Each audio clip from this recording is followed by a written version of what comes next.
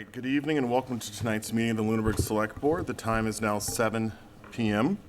Please stand for the Pledge of Allegiance. I pledge allegiance to the flag of the United States of America and to the republic for which it stands, one nation, under God, indivisible, with liberty and justice for all. In accordance with the requirements of the open meeting law, please be advised that this meeting is being recorded and broadcast live over the Lunenburg Public Access channel, on Facebook Live on the Public Access Facebook page, and will be uploaded to the Lunenburg Access YouTube channel after the meeting. The agenda lists all the topics which may be discussed at the meeting and are those reasonably anticipated by the chair. Votes may be taken as a result of these discussions. Not all items listed may in fact be discussed, and other items not listed may also be brought up for discussion to the extent permitted by the open meeting law. We're going to start tonight with public comments. Do we have any public comments this evening from the board? None. All right, seeing none, do we have any public comments from the public? All right, any announcements tonight? No. No. All right, any communications from other boards tonight? Not No. that I'm aware of. All right, we do have a public hearing this evening at 7:10. It will need to start at 7:10. So we're going to keep going through the agenda, and we're going to go to interviews, appointments, reappointments, and resignations.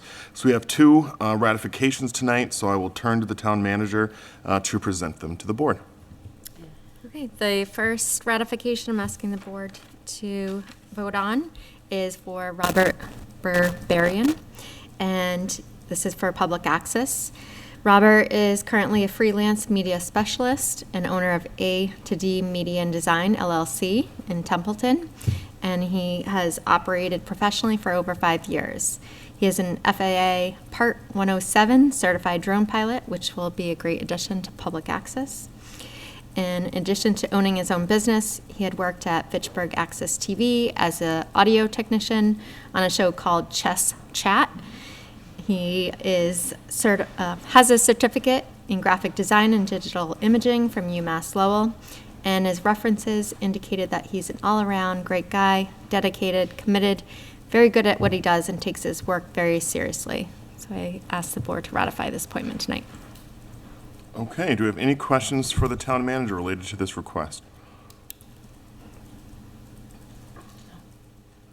Just one comment. I mean, that's a great set of resume entries for that position. Yes, So we could use all of those, absolutely. thank you. All right, is there a motion to appoint? Or to, excuse me, is there a motion to ratify? I move to ratify the town manager's appointment of Robert Berberian to the position of videographer. Second. All right, any additional discussion? All right, as many as are in favor of the motion, please say aye. Aye. Aye. Those opposed, no. And the motion passes unanimously. All right, to the town manager. The second ratification is, you're familiar with both individuals. They currently both are, work for the town. The electrical inspector, John Bury, is stepping down as the regular inspector and is seeking the alternate inspector, and Baron Bowser, who's the alternate inspector, electrical inspector, wishes to be appointed for the regular inspector. Okay. Do we have any questions to the town manager related to this request? All right, is there a motion to ratify? I move to ratify the town manager's appointment of Baron Bowser to the position of electrical inspector and John Beery to the position of alternate electrical inspector. Second. All right, any additional discussion? As many as are in favor of the motion, please say aye. Aye. Those opposed, no. All right, the motion passes unanimously. All right, thank you to the town manager. Do you want to identify in the town manager's report any open vacancies? Or it doesn't look like we're going to hit anything too meaty while we're waiting for 5 more minutes. I can do the existing vacancies now. Sure. Unless you want to do the letter to the DOR, that might not take too Yeah, long. okay. Yeah. Yeah, let's do that. There's a draft We're letter. going to current business, letter to DOR. Okay. This is a obligation of the board. The Board of Assessors has already voted on this in July. I was made aware that the select board also has to vote on this to send third quarter preliminary tax bills. So there's a draft letter in the Google Drive just outlining to the Bureau of Local Assessment why we're making this request and their permission to do so. Okay. And in the drive, this is the DLA Chris Wilcott? Yes. Okay. All right, has everyone had the opportunity to check through this letter? And are there any questions to the town manager related to it? I do have one question. As I was thinking about this and as I wanted residents to be alerted to that they'll get a third, if this goes through, will they get a third quarter estimated value? That means the whole actual value of the changes in the tax bill next year will all be in one quarter, in the fourth quarter. I was wondering if there's any way to give an estimated tax bill that anticipates some of the increase, just to allow it to be dissipated between two quarters instead of all of the actuals being done in one quarter, which could be sizable for some people. I can look into that and see statutorily if we are allowed to Yep. put that into the third quarter preliminary as well. Right, if that would be an addendum to this, I don't want to hold this letter up, but I would like us to investigate that because, A, people are used to that, B, it allows people time to spread out some of the increases. So just to clarify, there isn't a possible way we can get a third quarter actual bill out? No, Because not actual. our- It would be an estimated, but it would be an increased estimate, not the same estimate as quarter one and two, but one that would reflect some increase to give people, again, some time to come up with money. I guess what I'm trying to say is, it wouldn't change my request to the board to ask for this letter to the BLA, Right. because we cannot meet the deadline of January 1st for the certification of values. So, but I will seek out that answer as well. I think that was my Okay. request. Yeah, I don't want to hold up this letter Right. if we have to ask an additional question, but yes, I want to send out this letter Okay. too. Understood, thank you. Okay. All right, any other questions related to the letter? All right, so what we're looking for is a motion to approve, I don't know how to phrase this. Authorize the chair to sign this letter on behalf of the board that indicated the vote was taken at tonight's meeting. I would move in the wording that the town manager just used, so I don't have to repeat it. Second. All right, any additional discussion? All right, as many as are in favor of the motion, please say aye. Aye. Those opposed, no. Okay, the motion passes. Do we have the letter here with us tonight? It has to be printed on letterhead. Okay. But that's, Yep, so as soon as you need that, just let me know. Okay. Make myself available to come in and sign it. Okay. At our last meeting, I'm going to old business. So Master Planning Steering Committee representative.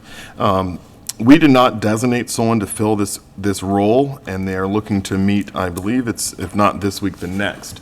So this is again, the Master Plan Steering Committee. The Select Board is expected to have a representative on this. We did send a communication out just asking if we can appoint someone to this. It was recommended back to us that it's preferred for it to be a member of the Select Board. So I'm bringing this up again tonight to see if we have anyone interested on this board in volunteering for this role. The expectations likely will be that it's going to be a couple of years, I would expect, of a commitment. Well, I would potentially be interested, since I just was elected chair of the Capital Planning Committee, and that we've now extended our season on the Capital Planning Committee. I will not be able to do it Okay. with that and be the liaison. I would also say, at the risk of pressuring other people, I would say that it really, because of the gravity of the position, probably shouldn't be a junior member, only because of, Yeah. their knowledge about the rest of the town. But I'll just make a note that that's why I'm not volunteering. Otherwise, I would be very interested, so. Do we happen to know the meeting schedule? I don't know if anyone has received any emails about the meeting schedule. I yet. haven't. No, all right. I will follow up. I know I'm tight, but I know I'm probably next in line to sign up for something. So, I also will not rule out interest, I just need to let it swirl a little bit, and I had spoken to Adam about it, Bernie, and he indicated roughly what he thought the commitment would be, but I just don't have that immediately in front of me. So I can't commit to it, but I won't rule it out. okay. So we will, if it's okay with the board, for Lou and I to just talk through this together, and then we'll come to the next meeting with one of us. Okay. Coming forward for this. I Okay. don't think the meeting schedule has been finalized. I've been in trouble with 15 people figuring out a date, but it'd probably be monthly time commitment. Yeah, that's about what I recalled, but I wasn't 100% sure, so. And I thought I saw a communication about a kickoff meeting happening. Yeah, they're still though. trying to schedule the kickoff. I don't know if they confirmed that. With 15 people, like it's trying to organize a cavalry charge, so. So it's just like one 12-hour meeting monthly? Once a year. In the words of the land use director, like the consultant will be doing all the heavy lifting and reporting back to the committee to give some direction. So I think time will be efficiently used during those meetings. Okay.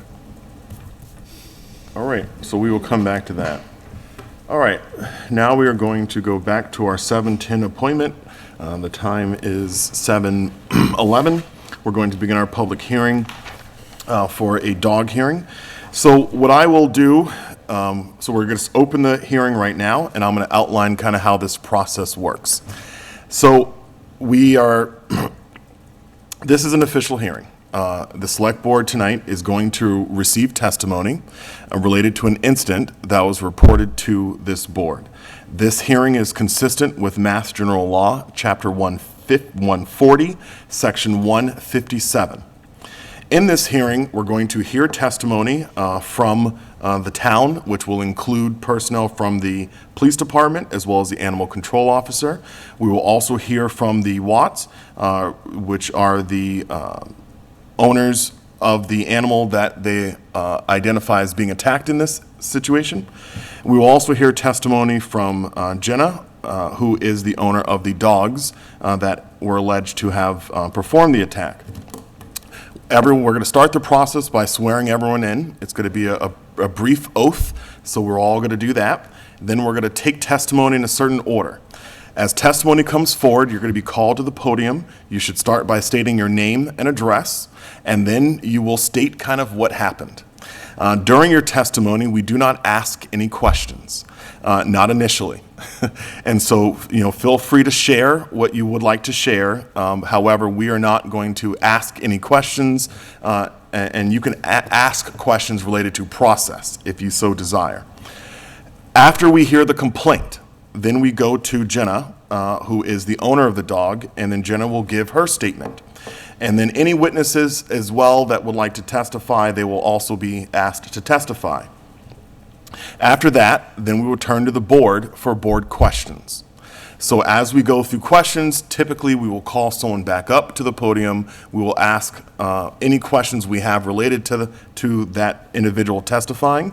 And then once we are satisfied with all the questions that we're going to ask, we will end that portion of the process. And then the board will start to deliberate. So during board deliberation, we do not receive any more testimony. We don't hear any more statements. For anyone in attendance today or anyone at home watching, you're going to hear us discuss publicly amongst ourselves what our findings are. So the first thing is that we need to find if the dog was a nuisance or if the dog was dangerous. Following that finding, then the board will we will make that finding, and then we will pursue if the board decides that the dog is nuisance or if the board decides that the dogs are dangerous, then we will come up with some form of remedial action related to that. So that is the process of the hearing. Before we proceed, are there any questions on the process from anyone in attendance? No. Okay. So anyone here tonight that will plan on testifying, which I will assume will be the Watts as well as Jenna Kunze, am I saying that correctly, Kunza, as well as Sergeant Moriali and Animal Control Officer Como. So I will ask you to stand and raise your hand. And the oath is, do you swear to tell the truth, the whole truth, and nothing but the truth under the pains and penalties of perjury? Okay, please be seated. Excellent. All right, so tonight we're going to start with, I believe it's going to be Officer McCormick, who will give an incident explaining his observations. Officer McCormick. Good evening. I'm Officer Michael McCormick with the Lunenburg Police Department. Quick question. Would you like me to read from my report that I wrote or just try to summarize it? You can either or. Okay. You can read it directly or you can summarize. I'll read this directly. On August 9th, 2023, at approximately 7:09 a.m., I responded to 96 Autumn Road for a report of 2 coyotes attacking a goat in its pen. On this date and time, Sergeant Moriali was riding with me during a training period. I arrived at 96 Autumn Road and met with the residents, David and Ludmila Watt, who directed myself, Sergeant Moriali, and Sergeant Zrat to the backyard where the goat pen was located. Inside the goat pen, I observed 2 reddish-brown and white dogs, appearing to be a type of husky breed. As I got closer to the goat pen, the dogs came to the fence and excitedly greeted us. Sergeant Moriali and I were able to fashion leashes from available twine to lead the dogs to my Lunenburg Police Department vehicle. I observed one of the 2 dogs had a reddish substance covering a paw, which appeared to be blood. Upon inspection, neither dog had any tag, which identified the owner, contact information. While on scene, another resident of the neighborhood approached Sergeant Moriali and I and advised 2 dogs we had taken custody of from the goat pen entered his house through the dog's door. This resident was able to chase the 2 dogs out of his house. I returned to the goat pen to find the goat was deceased and cold to the touch. I observed reddish substance covering the neck and chest area of the goat, which appeared to be blood. I observed several areas on the goat where there was torn skin appearing to be punctures to the skin.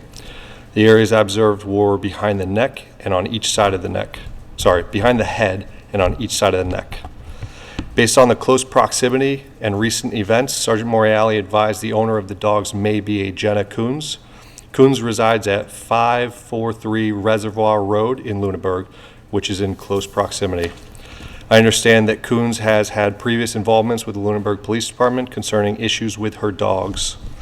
The 2 dogs were transported to the town of Lunenburg's animal control officer, Kathy Como, where they were transferred into her custody.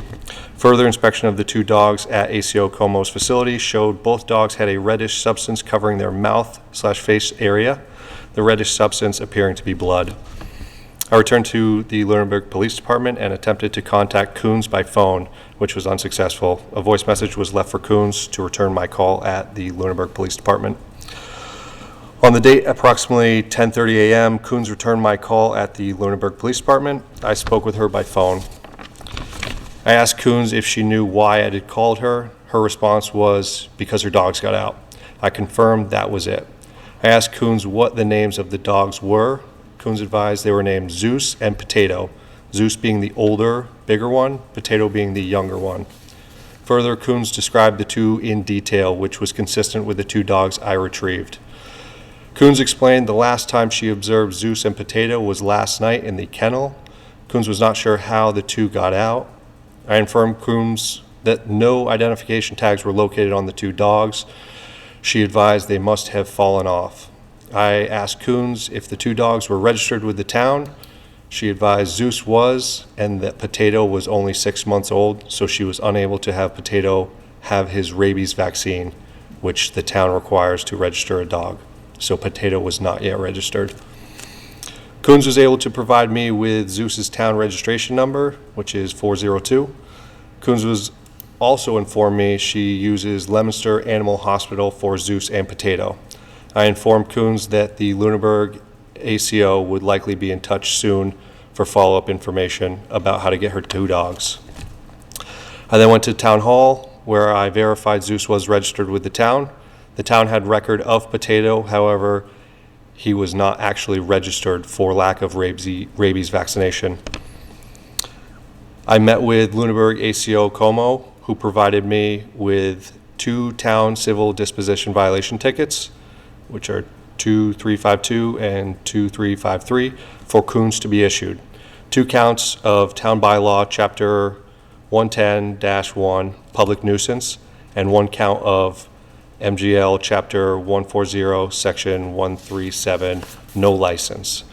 While speaking with ACO Como, she advised she contacted Leominster Animal Hospital, who advised that Potato was born late December 2022, making him 7+ months old. ACO Como also explained to me that the Watts explained the goat had been in the family for 7 years and had grown up with their grandchildren. On this date, at approximately 1 p.m., I arrived at Coons' residence at 543 Reservoir Road. I explained and issued Coons the 2 civil disposition violation tickets. I advised Coons could contact ACO Como and arrange to pick up Zeus, but she would have to arrange for Potato's rabies vaccine and registration. This ended my involvement with the matter. Thank you. All right, I will call Animal Control Officer Kathy Como.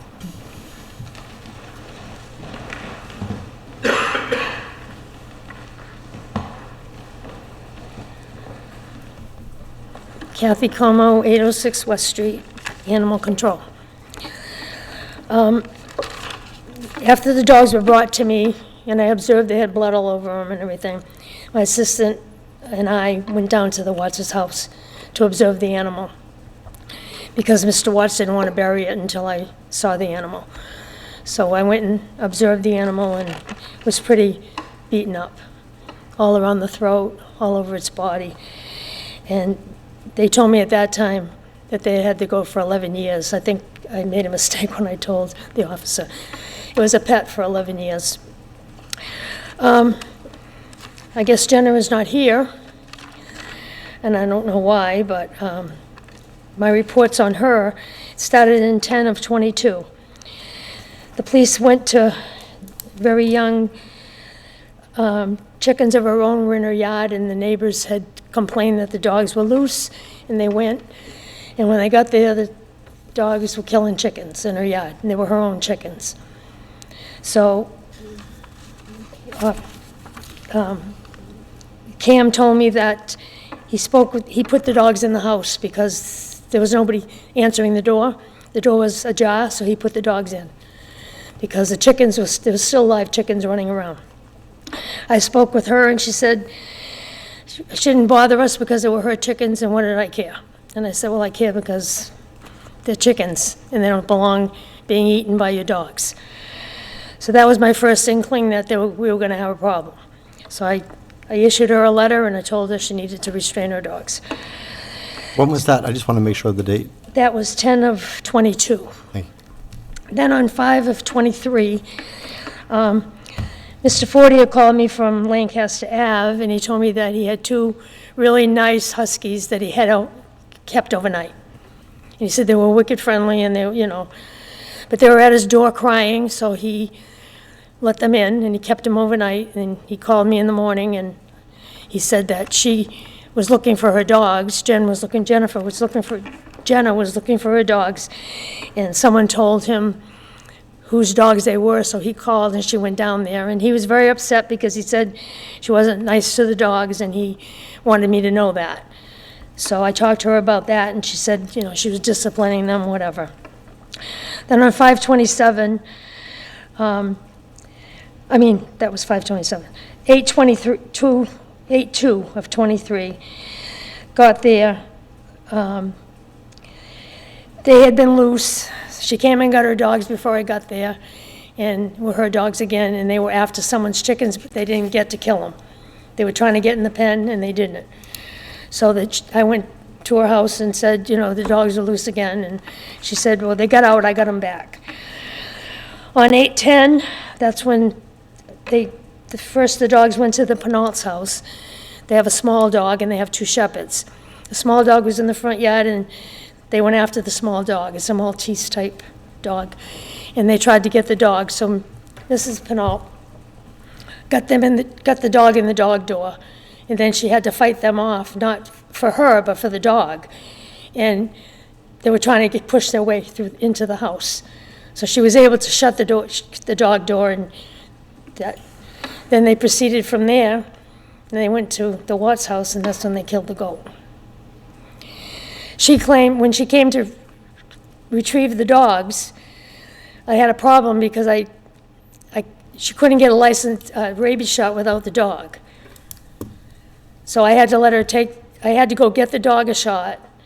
I had to charge her for it, and I had to get the rabies shot done, and I made her go get a license, because I can't release without a license. So she came to get the dog. She told me she had been in Hawaii for 3 weeks. So she wasn't there when all this happened. She had just got home.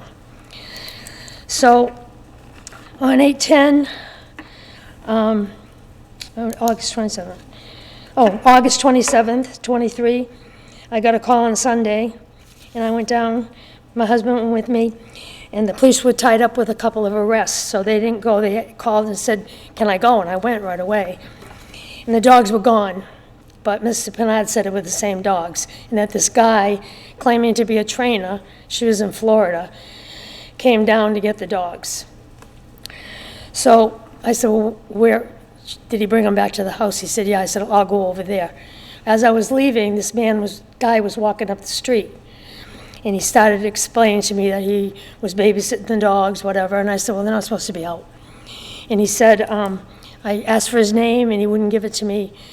It ended up to be a big catastrophe, so I had to call for backup. So I called for backup, and I went to the house, and the police couldn't get any information either, so they ended up running his plate on his car, and he ended up getting arrested while we were in this process. There was a warrant.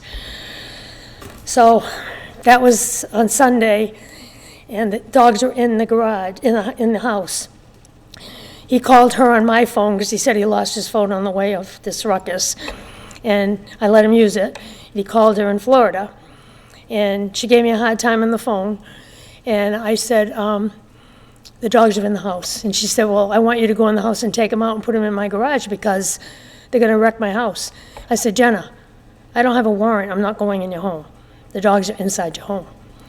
She said, "Well, give me a minute." So I hung up, and she called me right back, and her neighbor, an elderly lady, came up the street with 2 of her adult people, and she said, "I'll take charge of the dogs, and I'll make sure they don't get out."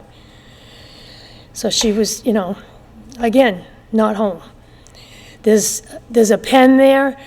I think you have pictures? We do. Okay.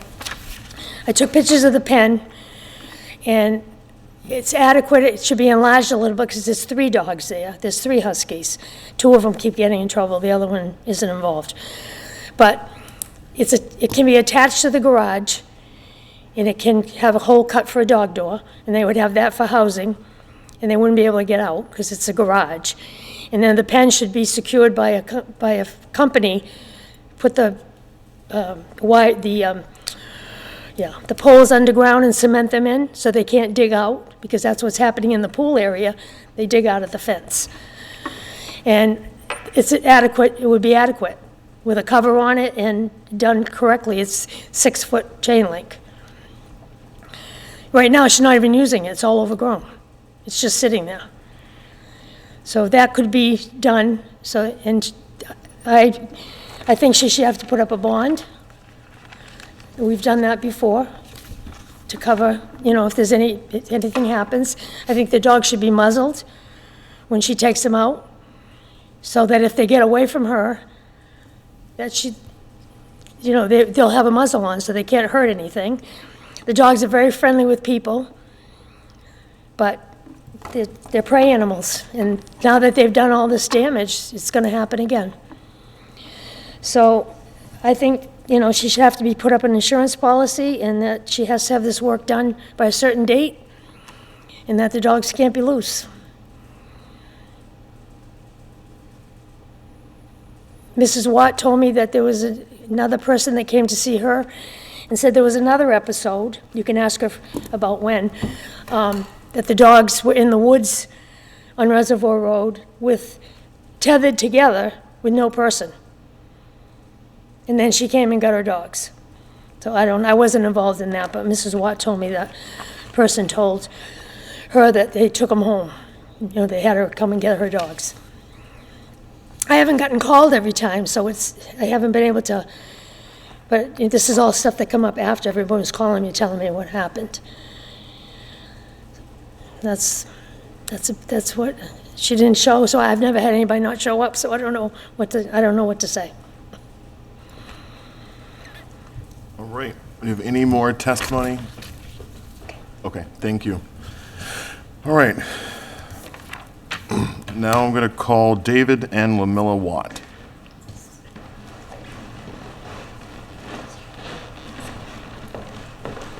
Hello, I'm David Watt. It's my wife, Mishka Watt. Ludmilla. Ludmilla officially. And we live on 96 Autumn Road. And everybody pretty much stated what happened.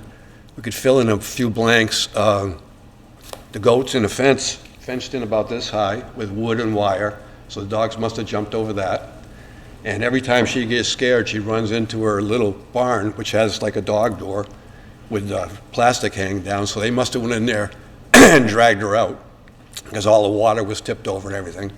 And I hadn't mowed the lawn in the pen for quite a while, and it was about that high, and it was all tramped down, so they must have been playing with her and toying with her for a while. We don't know exactly how long. No, because we had our air conditioner on. That's when we found out. We shut our air conditioner on, and then we heard all the the noise. yapping and the goat bleating. And we basically had to go, And looking from the window, we thought it was coyotes. We never imagined, I mean, we have a wildlife camera. We often see coyotes and all manner of animals.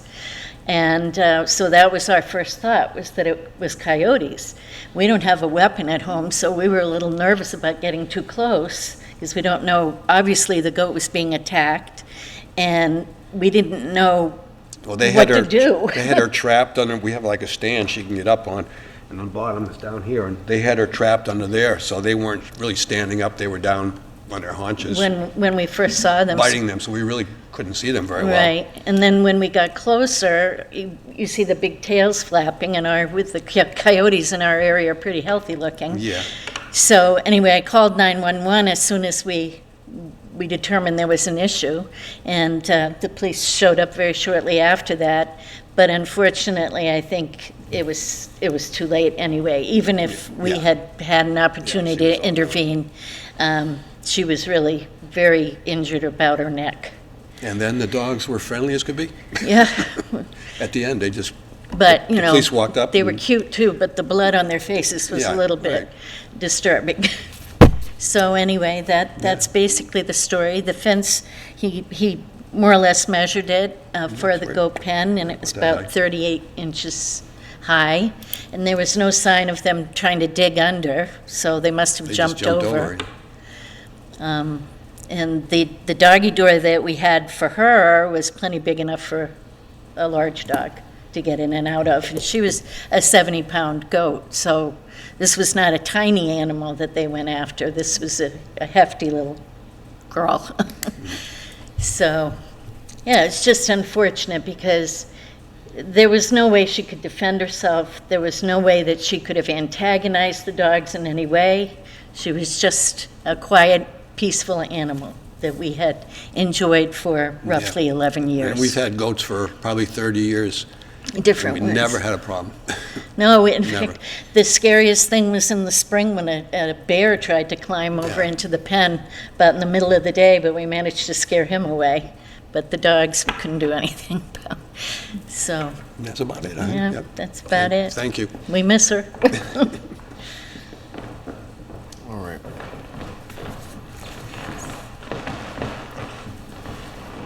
Next, we will call for Jenna in case she happens to be here and in the hallway. Is Jenna Kunza in attendance? Again, Jenna. All right, the owner. Mr. Chair, I'm assuming that the dog owner was notified. Yep, so I'm going to call up, actually, I'll ask the town manager in terms of, and Kathy, if you wouldn't mind expressing how the owner was notified of tonight's meeting. I can, yeah, we sent a certified letter, which she did sign off for, and I believe she picked up a copy from the office, came to the office and picked up a copy of the letter. I think she was served, Okay, as far as I was told. yep. So the owner, I also forgot one thing. Can I say one more of thing? course, I called the MSPCA, and I called Boston Humane, and I called Boston Farmers Exchange, because I don't feel that she shouldn't have to pay some kind of restitution to the Wattses. But they don't even know where to start, so I told them I would call. And we came up with, between all the organizations, we came up with $750 for restitution. Okay. And that's feeding only for 1 year, the cost of the goat, and, because they told me how much it was a day to feed a goat, and how much a month. So the chief and I came up with $750. I forgot to say that, Okay. but she needs to make restitution to these people. By law, you have to. Kathy, while you're here, do we have any questions for Animal Control Officer? I do. Yes. If I heard your initial testimony correctly, problems with this owner go back to October of 2022. Right. Now, in our bylaws, there are fines for nuisance dogs and everything. How many instances, how many free rides does a dog owner get before something is brought to this board? She had 2 times when she had the dogs home when I got there, because I have to witness it. Right, But she was written up this time because, but never fined according to our bylaw. She was just written up. Is that correct? no, she was fined. Oh, she was fined? Yes. Okay, that's what I wanted Yes. to know, number one. On the 810 incident, when a gentleman came, and you said, I'm just using your words, you said it was a big catastrophe. I want you to go into more detail about what big catastrophe means. Well, If I can, we were asked to not discuss that because of the pending legal action. Okay. So Wow, I would- feel like would- this is true law and order, I so would- I'm not allowed to ask things about the incident, even though, okay. I would I won't ask- even bother. I won't even bother. It's fine. I'll just say, okay, and go on with it. I told you, the person Yeah, was. yeah, okay. I don't want, if they don't want you to talk about it, I don't want you to talk about it. He was either. arrested, so it's Okay. the first I- time yeah, in my you said career. that. Yeah, that okay. He was taken away.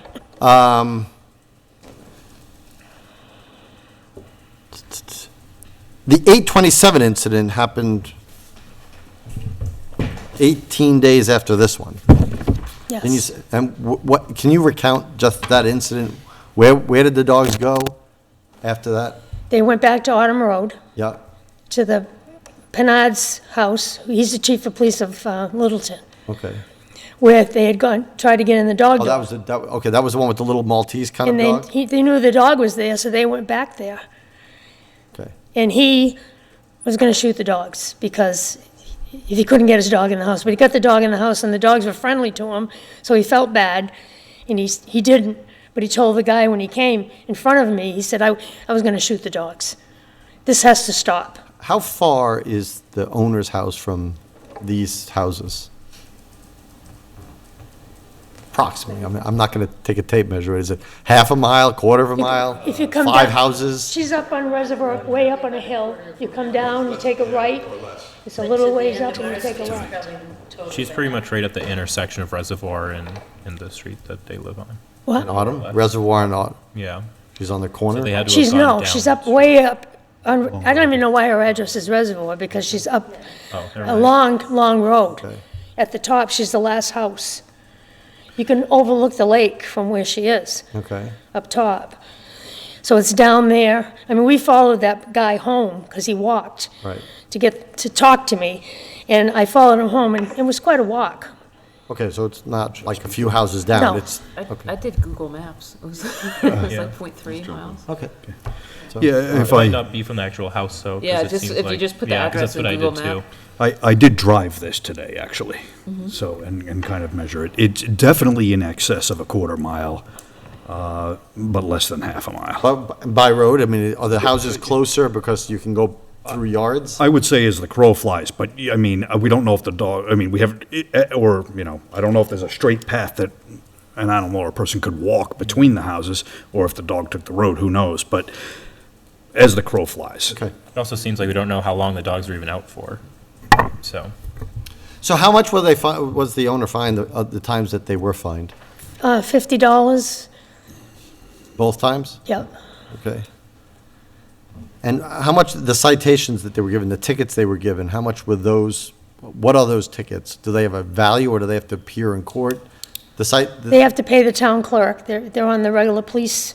Right. And how much are those two tickets that were just given during this incident that we're talking about tonight? 50 and, yeah, I think 250. I didn't see them on the ticket. One for no license and one for the episode. Okay. Because she didn't get the license when she was supposed to. She took the dog, I took the dog to the vet, I gave her the dog to bring to the town hall to get her thing, and she didn't get it done, so I fined her. I have no further questions, Mr. Chair. Lou? Yes, several of these were addressed through various testimony, and so I apologize if there is any redundancy here, but I just want to get as much information into the record as possible. Can anybody attest, including the animal control officer, how large Zeus and Potato are? In Probably weight? 50 pounds, 45 to 50 pounds. Eat both of them? Yes. Okay. And I know the Watts spoke to this, but didn't necessarily give it a numerical value, but how large was the goat? About 70 pounds, I would If anyone testifying has to come to the microphone.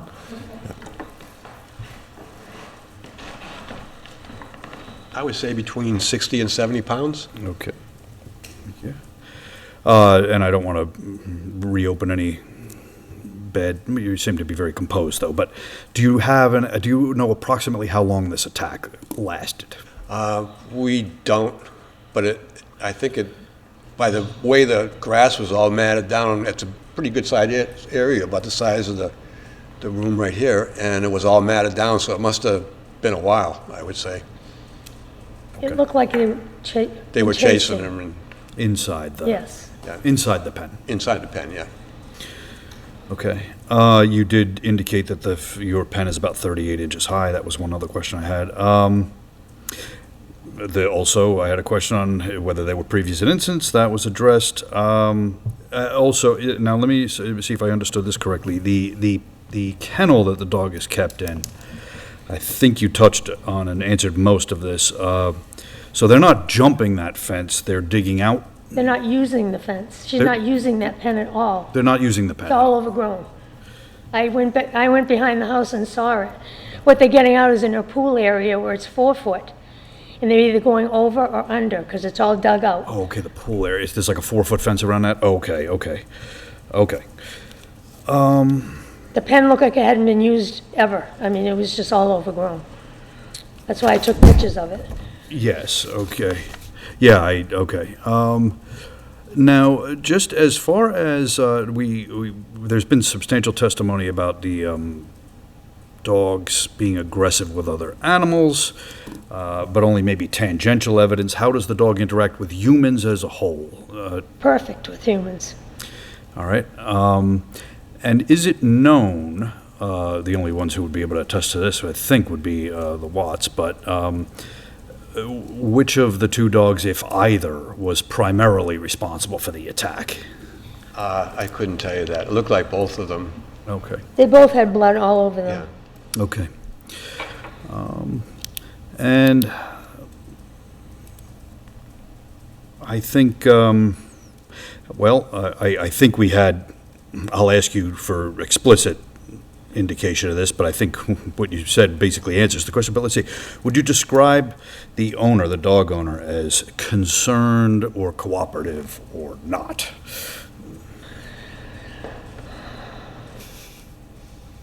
She was concerned. She said she felt bad. She wanted to pay for the goat.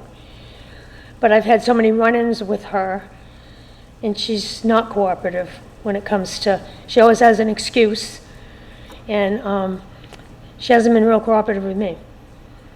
Okay. She did say she felt bad and she wanted to make restitution. Did she go to see you? No. No. Okay.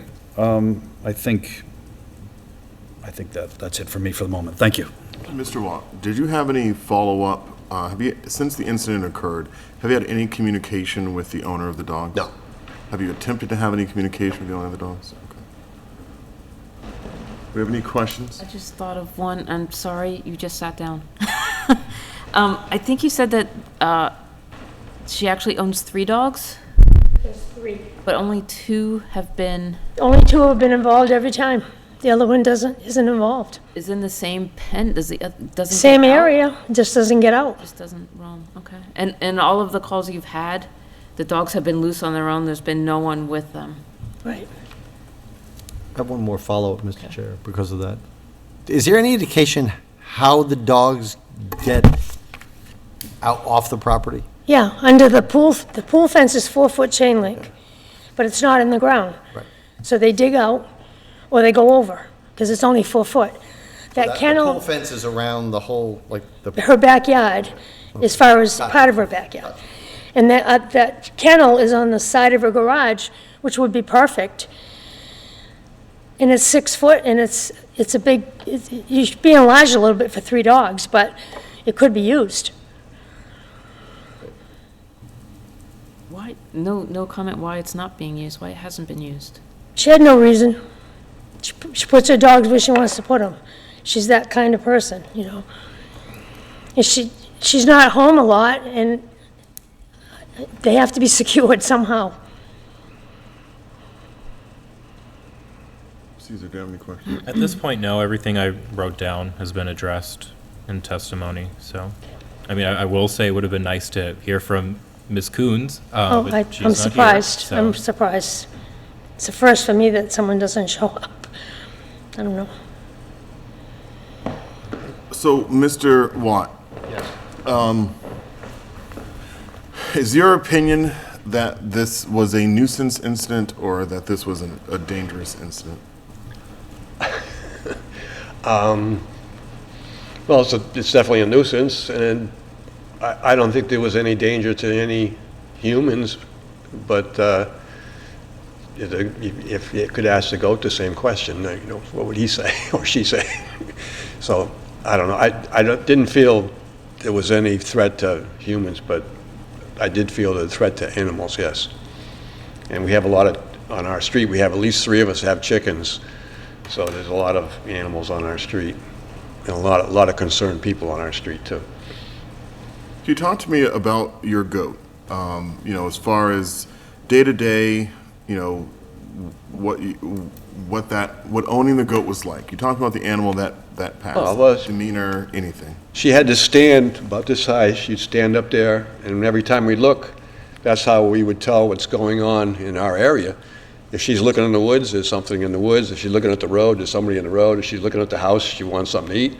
And the kids in the neighborhood would come down and see her. We always said, you don't have to ask, just walk back. And I always left some cookies and stuff so they could give her some little treat. And she was just part of the neighborhood and part of our everyday life. I came home, I go, Rosie, and she would go, bah, you know, and it was just, you know, she was a good pet. And the dogs that, you know, part of the report was that you called in for 2 coyotes. Right, we thought they were coyotes. Have you ever seen the dogs prior to the day of the incident on August the 10th? Ever seen those dogs? Yes. No, I've never seen them, no. Okay, so you didn't know who they belonged to, and it sounds like At the time, no. in your opinion at that time was that they were coyotes. Well, once we got closer to them, but when I first looked out the window of the house, I thought they were coyotes. And when we first got down there, they were all crouched down, so we couldn't really see the size of them or anything. So we kind of thought they looked alike, their faces, and but later on it was pretty obvious they were dogs. And do you know what kind of, you know, breed of dog doesn't matter, but just so we have it for the record, do you know what kind of dog breed you suspected that they were? No, I don't know. Okay. Yeah, They just looked kind of like coyotes. yeah. Okay. You mentioned as well that you heard this once you turned off your air conditioning. Yeah. And that was at about what time? Between 6:30 and 7. Okay. And then how much longer after you turned off your air conditioning did you call the police?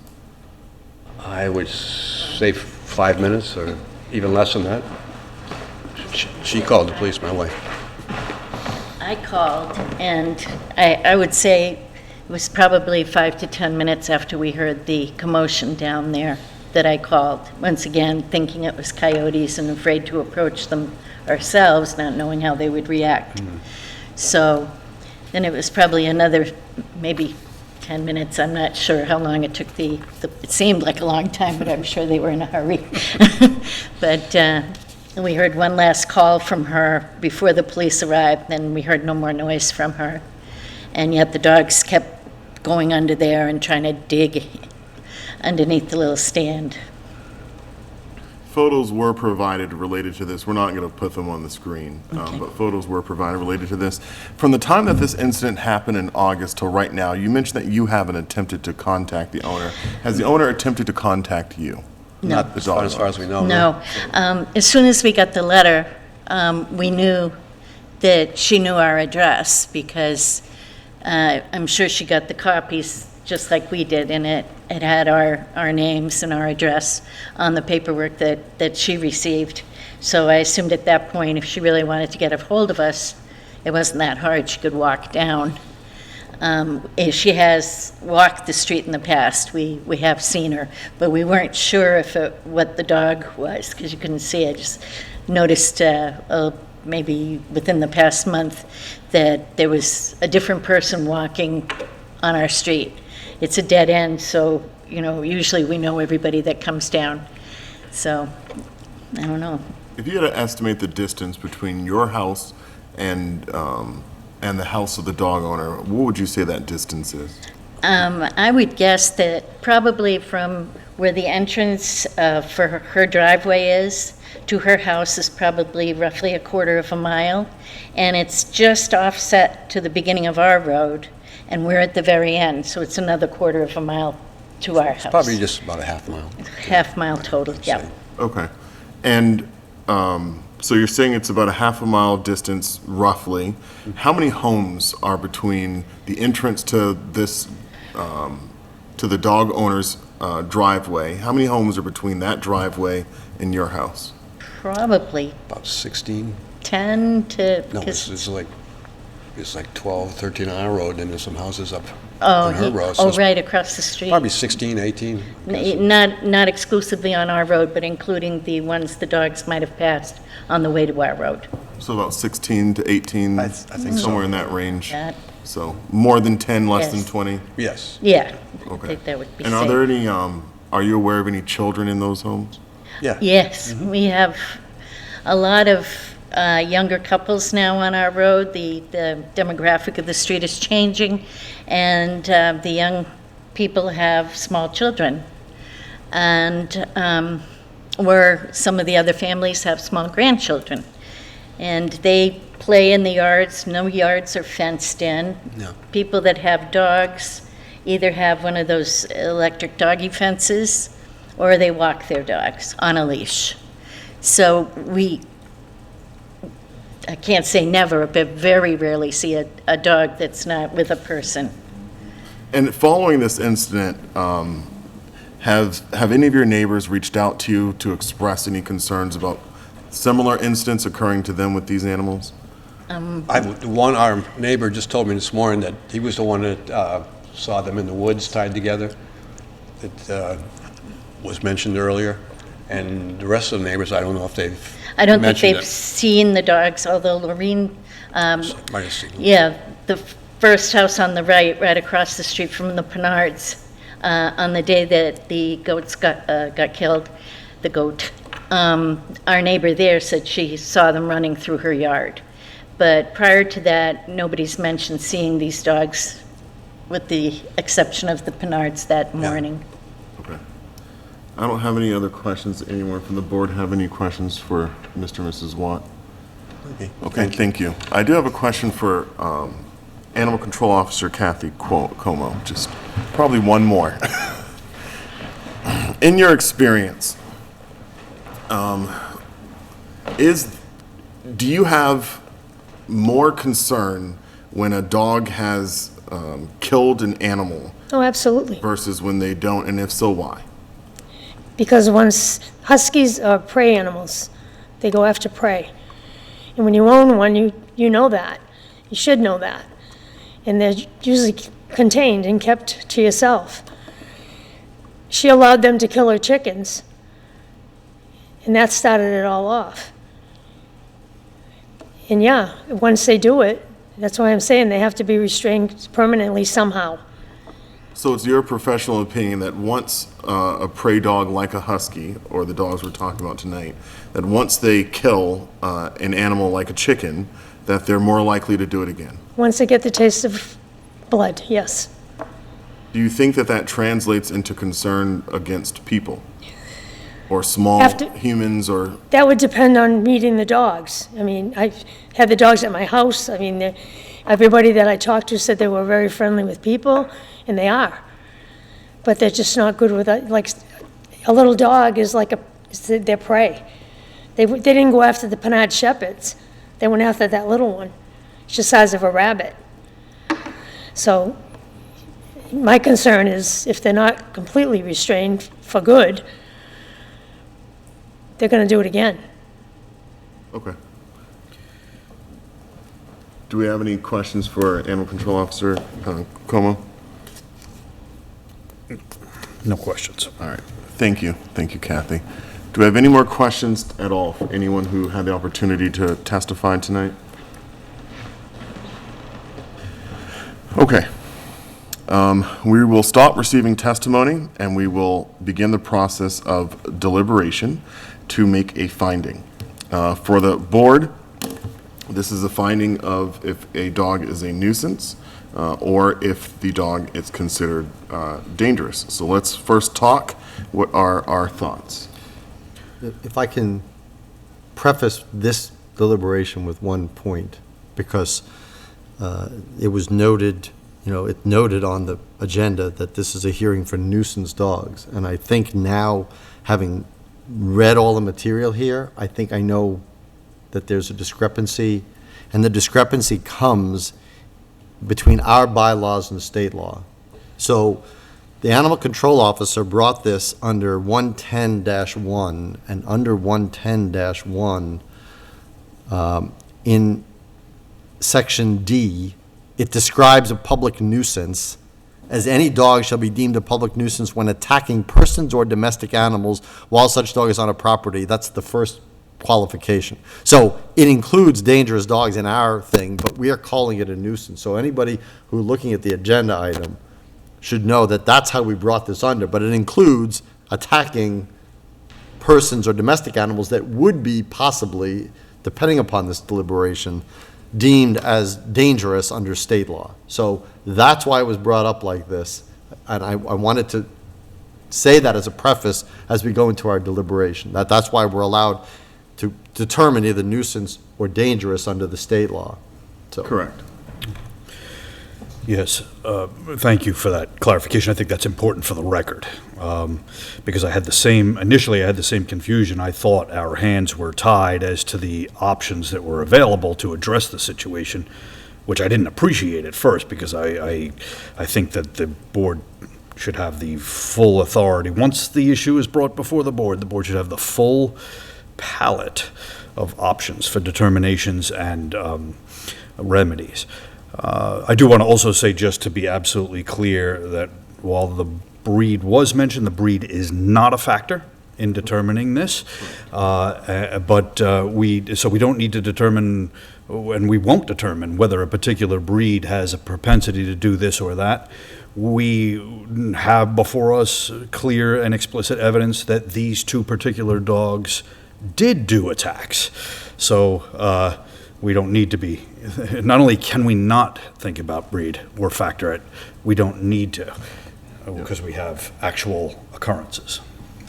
Thank you. I would just want to add on to what you also said, Mr. Alonso, that the animal control officer can absolutely make certain determinations, and I want to be clear that our utilization of the word nuisance, our understanding is that there's only one dog hearing process.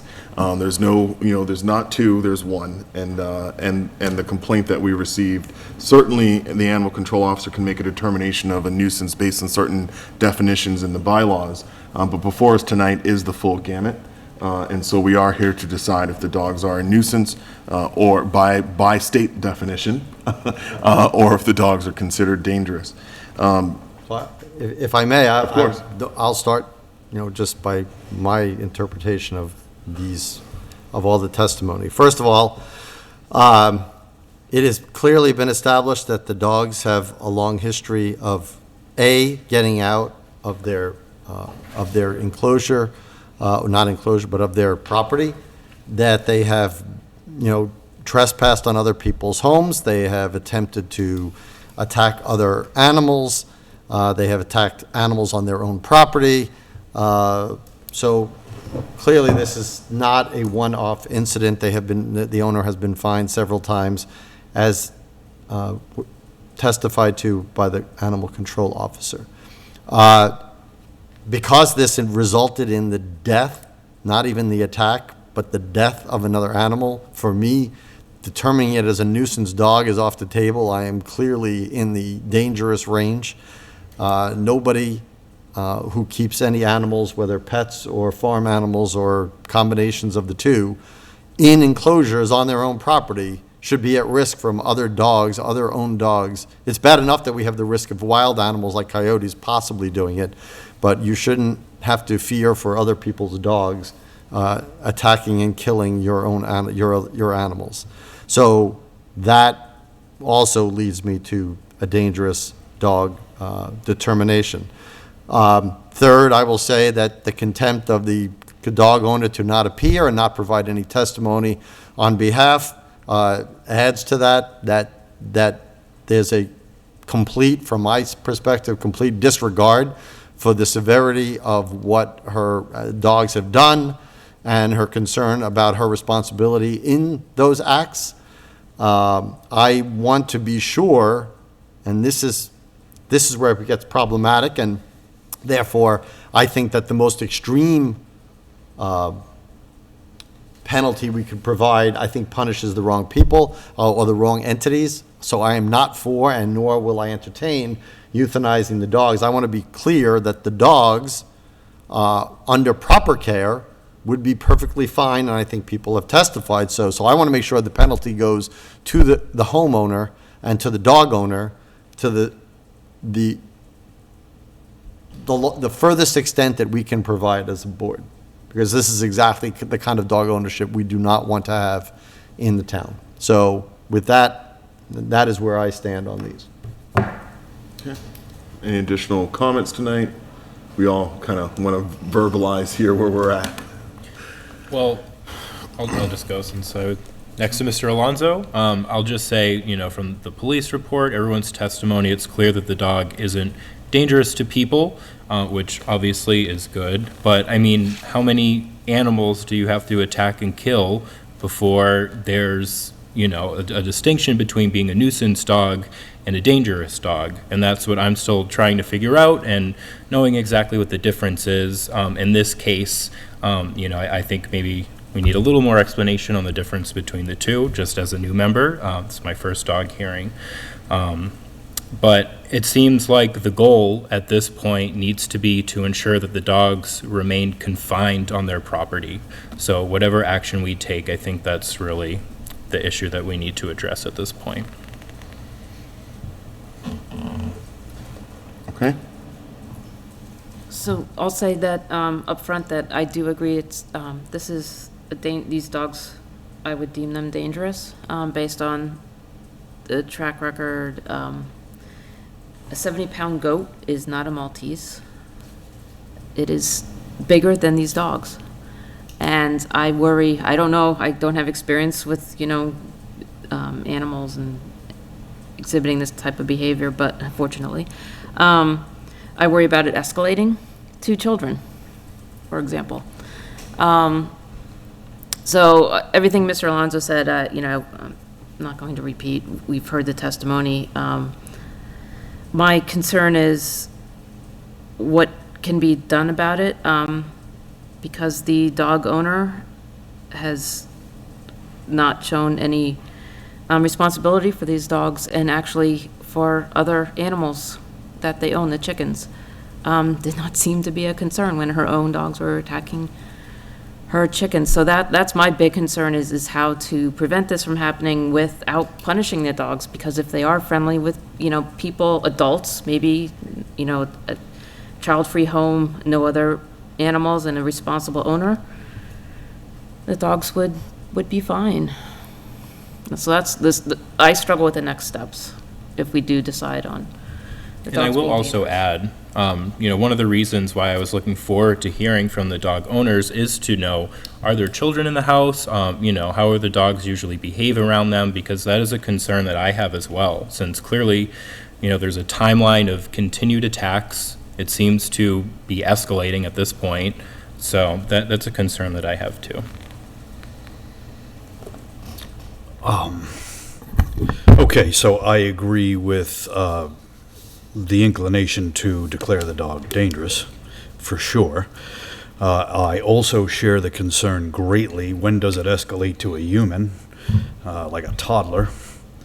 When is that distinction not going to be made? I mean, we had the benefit of the photos. That was a vicious attack. And certainly a toddler wouldn't stand a chance against that, or an elderly person, and even a 40-year-old, 200-pound male human might have a problem. So I won't absolutely rule. I don't do this lightly. I wouldn't completely rule out. And by the way, euthanize, is a euphemism. It's to make humans feel better about their decisions and the gravity of their decisions. I don't want to be spared that weight, because I think we should feel that weight and not make any determination in that direction lightly. Though its proper term is put down or killed.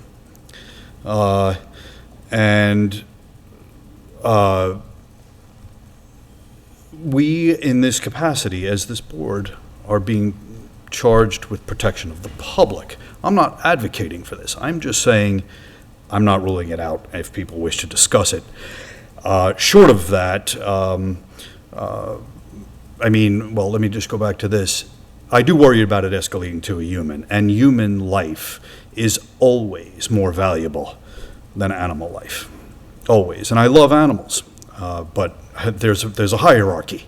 The value of life is relative. Human life is always more valuable than animal life, period. So what I don't want to happen, and I'm willing to entertain all most restrictive measures to ensure that these dogs do not get out and cause harm either to more animals, or especially humans, is that I just want people to be thinking about this. I would not want to have on my hands or my conscience the death or permanent incapacity of a child when we have the power to stop it. That's what I'll say, and the measures we use to stop it is up for discussion. So, in thinking of kind of what's going to happen after we make this determination, a dangerous dog, if we decide a dog is dangerous, we must implement certain criteria as spelled out in law. We have to enforce one of those kind of rigid options, one or more. We still have the option of enforcing them short of euthanasia with a determination of a nuisance dog. It's just, again, the law prescribes that we must do this if we determine that they're dangerous, but they still remain an option for us under a lesser determination of nuisance. Coming into tonight, naturally not knowing all the details, but I'm not sure. I'm torn. I'm not sure if I am quite there on the dangerous side, and here's why. I think that what occurred is inherently dangerous. That Mr. and Mrs. Watt had a pet that they had secured in a pen. The pen was fenced. That they are in an area where they are exposed to wildlife. The pen was satisfactory for all wildlife. They've had the animal for over 11 years. No concern about coyotes, no concerns about anything else. And the real danger here was two dogs that an owner failed to maintain positive control over. If the owner had have maintained positive control over the dogs, from what we've heard tonight, there's no indication that those dogs would have provided a greater hazard to anyone or anything, that the dogs were presented tonight as being really friendly to people, all people that they came in contact with. It was really related to the animal. So my thought then is, the behavior of the dogs roaming the neighborhood freely, that to me is somewhat nuisance behavior.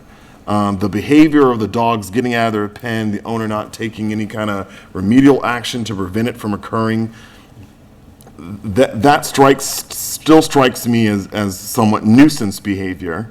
The danger is the totality of the circumstance.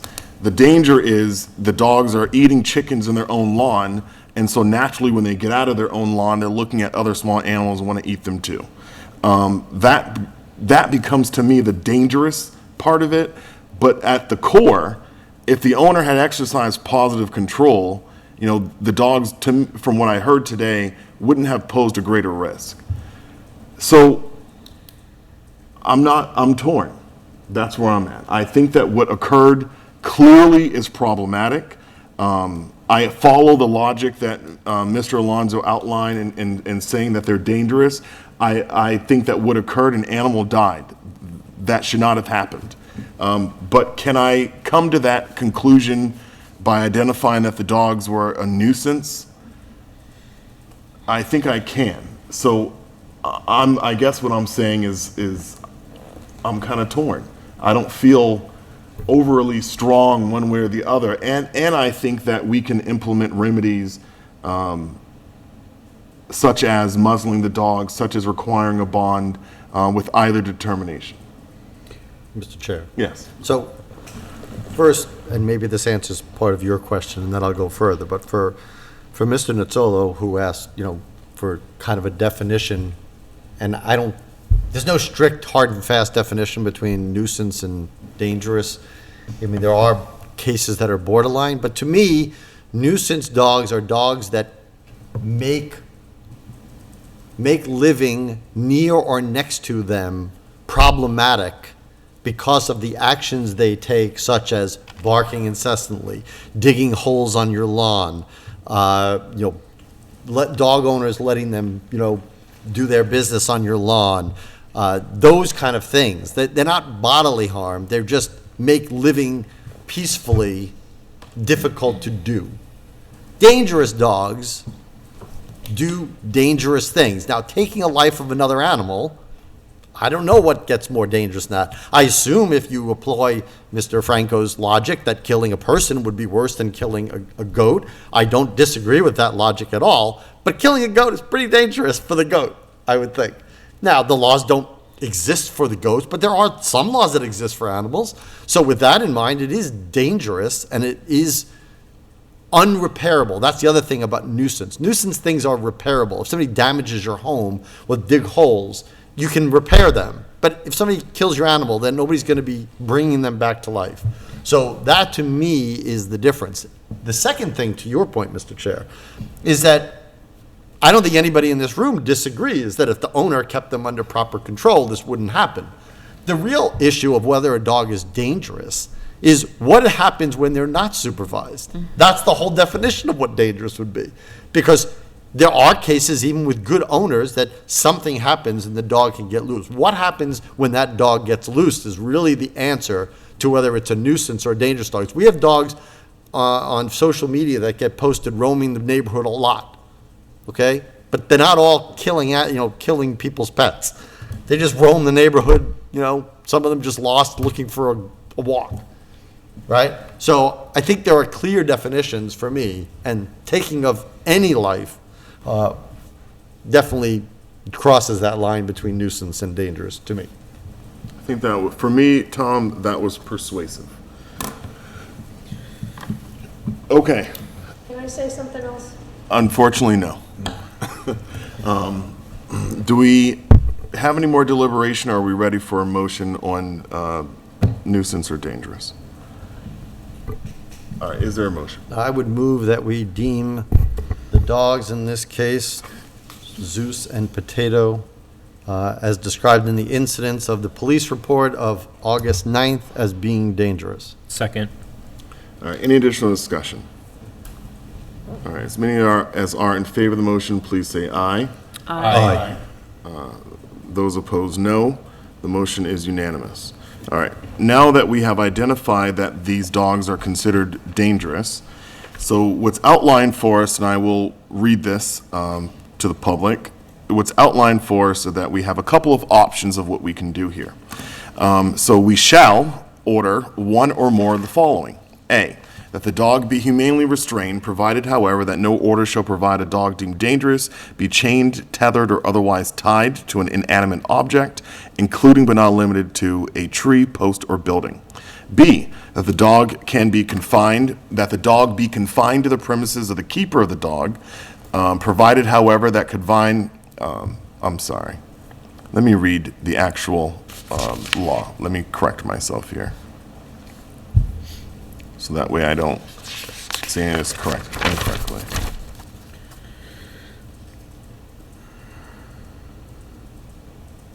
Okay.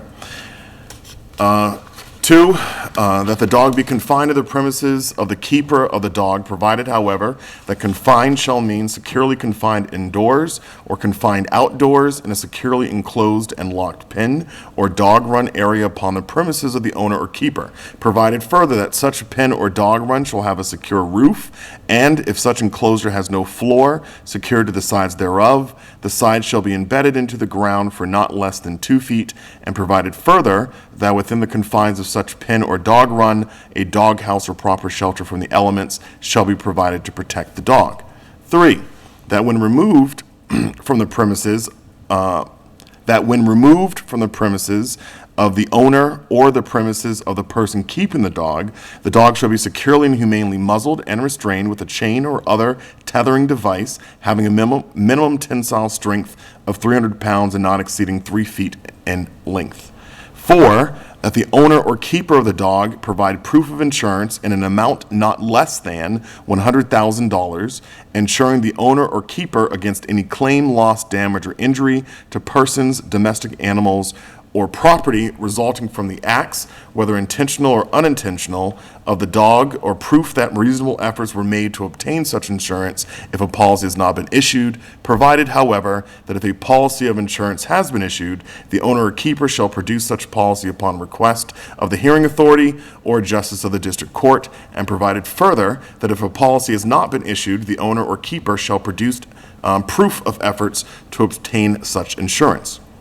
5, that the owner or keeper of the dog provided to the licensing authority or animal control officer or other entity identified in the order information by which a dog may be identified through its lifetime, including but not limited to photographs, video, veterinary examination, tattooing or microchip implantations, or a combination of any such methods of identification. 6, that unless an owner or keeper of the dog provides evidence that a veterinarian is of the opinion that the dog is unfit for alterations because of a medical condition, the owner or keeper of the dog shall cause the dog to be altered so that the dog shall not be reproductively intact.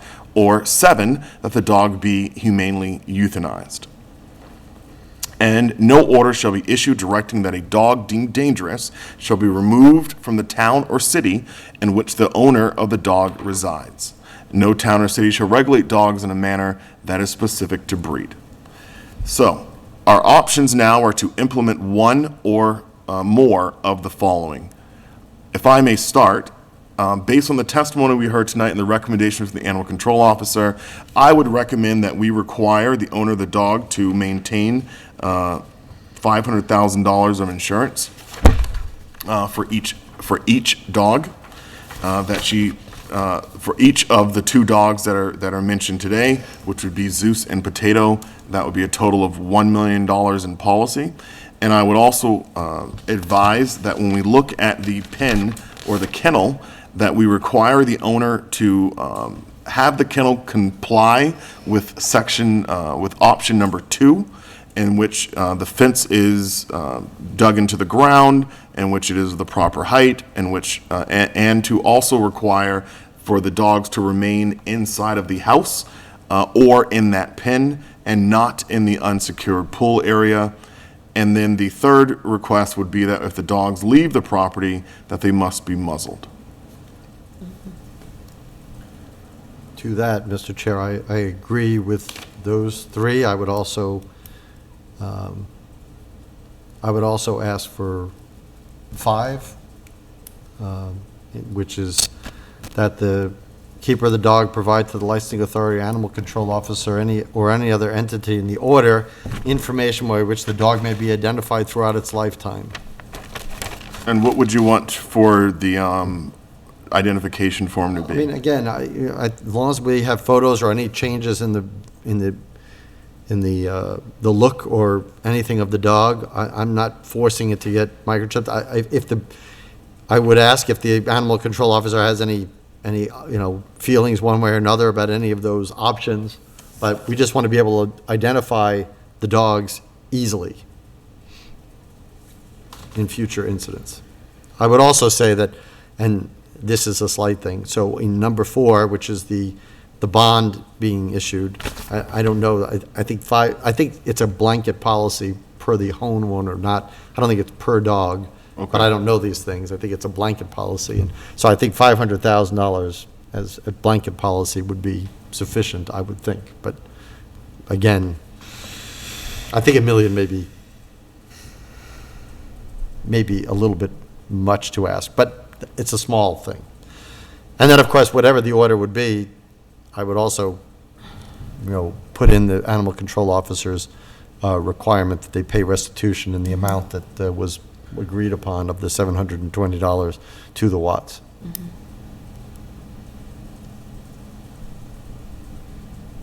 And I guess since I'm going on, I might as well add one more thing at the end, and if somebody else wants to make a motion, I make the motion. I just want to say any further violation after these restrictions are imposed or any infraction of these restrictions will result in an immediate new public hearing before the Select Board as the adjudicatory body for such incidents. Absolutely, I like that Second. language.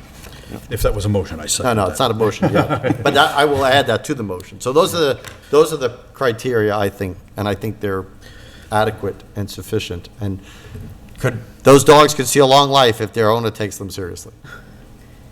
Yeah, which raises a question I have. This pen has been there and it's not been used. Are there inspections that would happen? Like, how do we enforce this? How do you, I mean, Yeah, so once we issue it, the animal control officer would be empowered to enforce. But I'm sorry. I want to, if we can go back for a moment to the kennel requirements. And I think we're going to,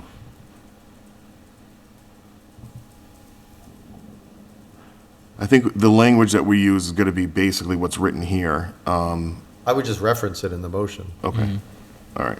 That's, So would there be some sort of timeline or deadline that it would have to be compliant Yes. with what this is, which is state law? Yes. It is? I didn't see it in. To building the kennel and making sure, obviously they have to be given some kind of time. Right. But all the other things are immediate. Well, sure, but I'm just wondering, is there a timeline specified? I don't see it unless I'm missing it. we Or can can we? specify. We can it. specify Okay. it in the motion. Okay. and until that kennel is Upgraded. upgraded, then they're kept indoors, Yes. Yeah. Or on a lead Or on- with a muzzle. The muzzle, outside, yeah. attended. Yes, well, on a lead. Right. Yeah. Do you think 60 days is enough time for her to comply with the kennel?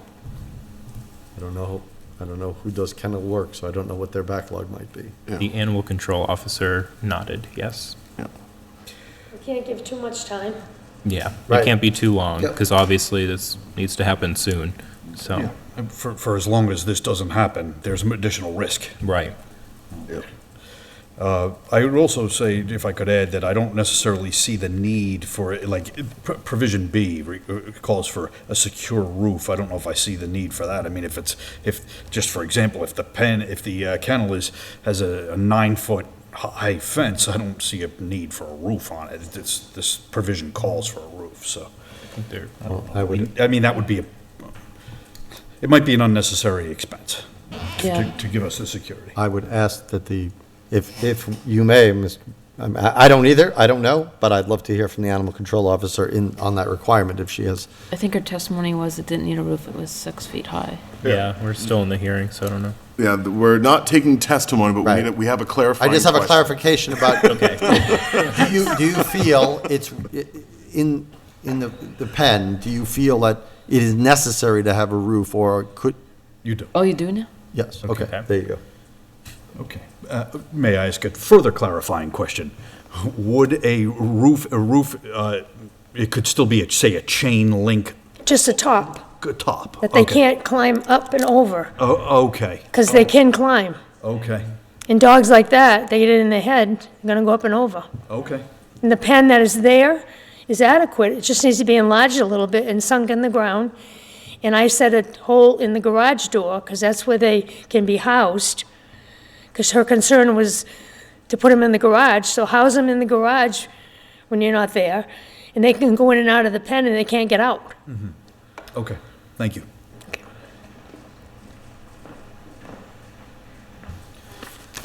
Okay.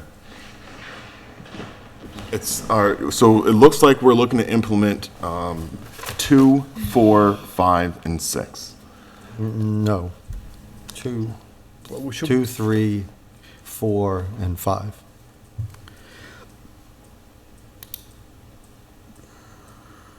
I think someone did want to add 6 as well. Did? Someone mentioned it. I didn't. No, that's a neutering. No, not 6. Oh, wait. What about Yeah. one? No, it's, Yep, Yeah, not you're- 6. Are you Oh. looking at the Mass General Law? I am. It's 2, 3, 4, and 5 that we're looking at. Okay, Oh, You're right, never I mind, thought never 5. mind. My bad. Never mind. Yep. Okay, that's just automatic. okay. Yep. I, for the record, do have another clarification among the board for discussion. While it says that no order shall be issued directing that a dog deemed dangerous shall be removed from the town or city in which the dog resides, does a dangerousness determination bar the owner from relocating that dog somewhere else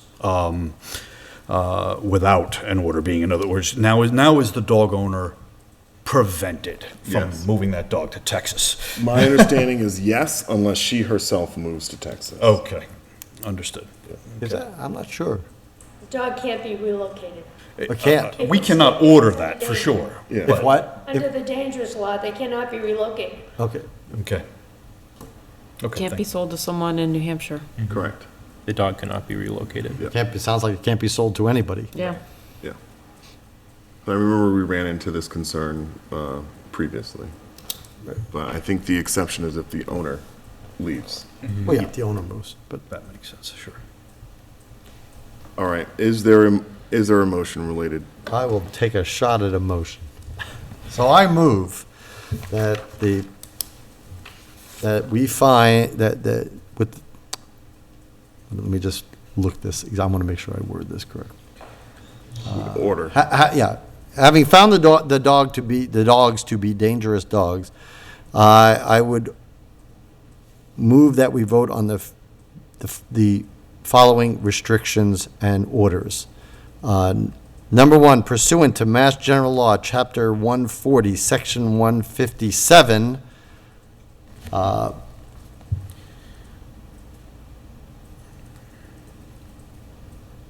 under, I want to see the right heading here.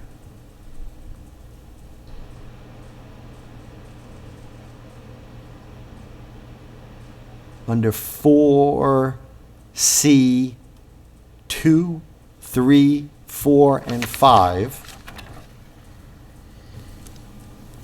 And in brief summary, that the dog be confined, I'm not reading verbatim, but number 2, that the dog be confined either indoors or outdoors in a proper pen that meets certain specifications as defined by Mass General Law. Number 3, that when it's removed from the property, that the person keeping the dog shall have it securely and humanely muzzled and restrained with a certain tensile strength lead or tether.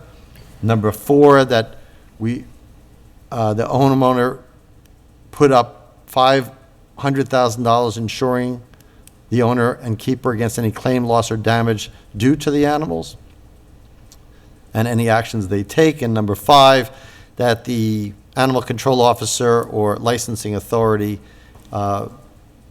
be given photographs or videos to identify the dog throughout its lifetime. Further, that the dog owner pay restitutions of $720 to the Watts for the loss of their goat. And any further violation after these restrictions are imposed or any infraction of these restrictions will result in an immediate and new public hearing before the Select Board, acting as the adjudicatory body for such incidents. Second. Do we have any additional discussion on the motion as seconded? I think that this is a fair resolution. I think that it considers the request of the animal control officer. I think it considers the recommendations or request from the owners of the goat. It's unfortunate that the dog owner did not make herself available tonight to appear, but I feel confident that had she have appeared, that we would have landed at the same result. So I think for the board, I think this was a really good deliberate conversation. The questions that were asked tonight, I think, really got to the heart of the issues here, and I hope for all of our benefit that the owner of the dogs can hear this order, take it seriously, and minimize opportunities going forward for the animals that she has chosen to have, to exercise better care and concern for their well-being and thus the well-being of everyone who lives around them. And Mr. Chair, if I may add, I should add to the motion, if you would rescind your second. I will rescind. That I would add that there will be 60 days to get the bond and to construct the required kennel. And I'll second that again. If I could also add something as an emotion or an addendum, that in the meantime, as these orders are being, steps are being taken to implement this order, that in the meantime, all most restrictive means available to restrain the dogs in the meantime be undertaken. All available means to the owner at this time. I would assume that based on the motion that Mr. Alonso made, that if the kennel is not available, that the dogs will have to remain indoors under her control, and that if they leave the house, they'd have to leave with a muzzle. So that may be redundant how I look at it. Okay. I'm fine with it being added, but I think it's redundant, but I'm fine with adding it for added extra emphasis. That's fine with me. Okay? We will, are you okay? So I'll accept that as part of the motion. And I will accept that as my second. Okay. Any additional discussion here tonight? All right, as many as are in favor of the motion, please say aye. Aye. Those opposed, no. The motion passes unanimously. All right, we will make sure that order goes to the owners. I know that our office will work with you, Kathy, on getting that there. And I want to take a moment to thank the Watts. I know that this has been an emotional time. It's always hard when you go through a loss of an animal that you've cared about for so long. And I want to thank you for your courage in coming out tonight and following through on this. It's the only way that we make progress in these areas. It's easy sometimes to be really emotional about these things and to say, look, someone else has to do this. And so it takes a lot to go beyond that hurt and with that hurt and pain of losing an animal and to come before a public hearing in a public setting and vocalize that pain. And so I want to thank both of you. And again, I want to thank Kathy. You know, we really can't do what we do as a community without her. And so I'm very grateful, Kathy, for your work for us. And thank you, Officer McCormick, as well, for coming out tonight, for responding as you did to the Watts. It sounds as if you demonstrated the professionalism that we expect and require. And so thank you for living up to that and for being who we needed you to be. So thank you, Officer McCormick, and thank you, Animal Control Officer Como. I'll give to the board for any final comments before we move on. Just echo what you just said to all the people who were attended tonight and testified and were involved in this. I just also want to put out to the dog owner, just as a word, I mean, I think that this was a fair resolution tonight. I agree with Mr. Alonso that, you know, I don't like the idea of vicarious punishment. And that's not really, that the dogs would pay the price for the negligence and irresponsibility of an owner. I just want the word out, that if this comes before us again, I might not be so restrained. All right, thank you.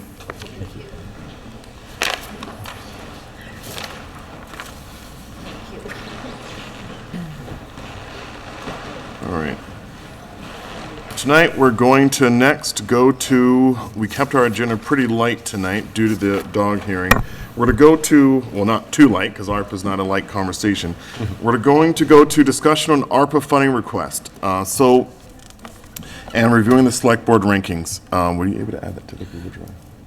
Yes. Okay. Are we skipping over a report for now?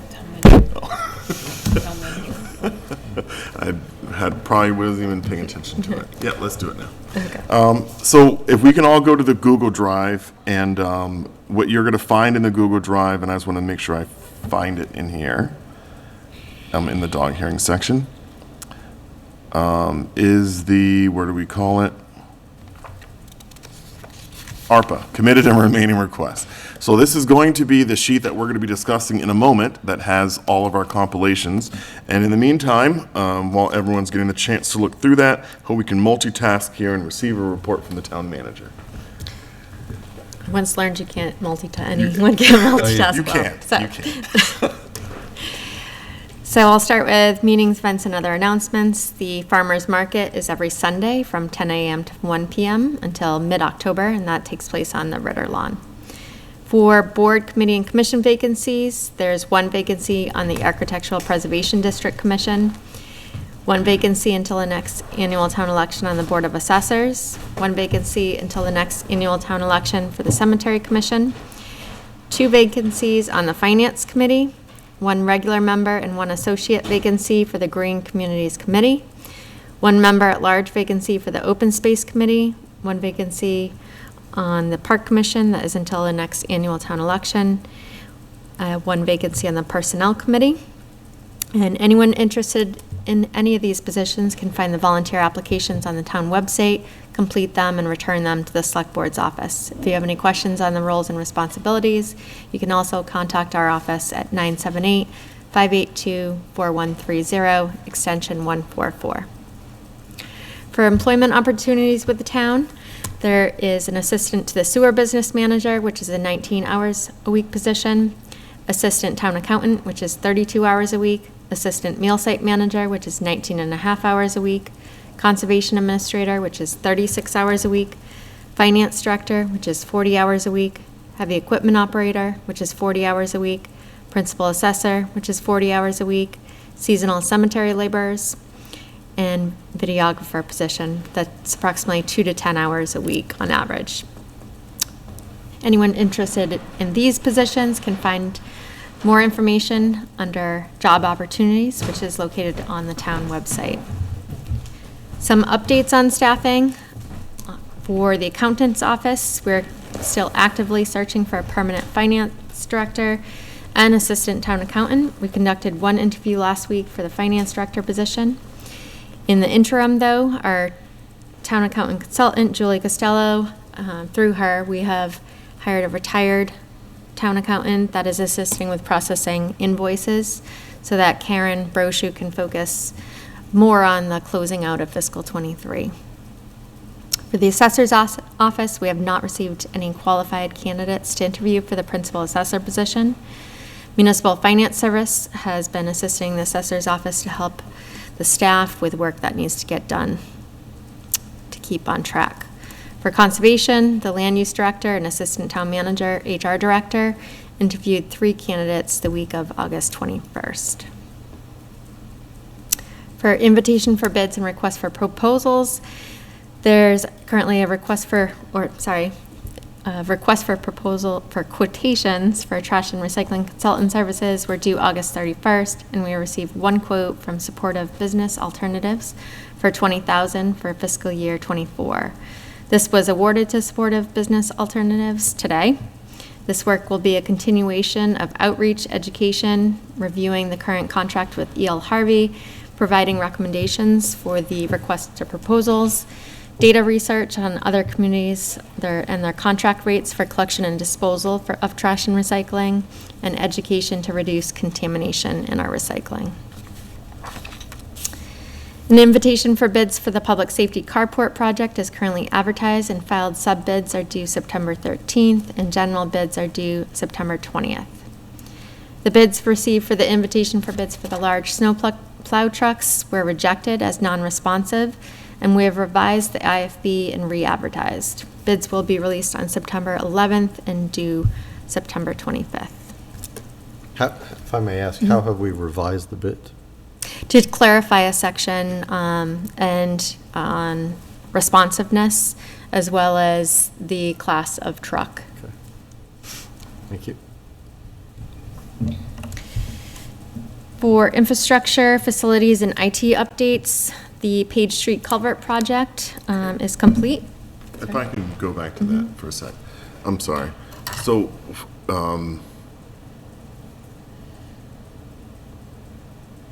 when you say that you're revising the IFB, does that mean that you're downgrading the class of trucks that we initially were requesting? Or that was initially part of the capital plan? To be No, more, upgrading to making it class 7 and 8, I think it was. okay.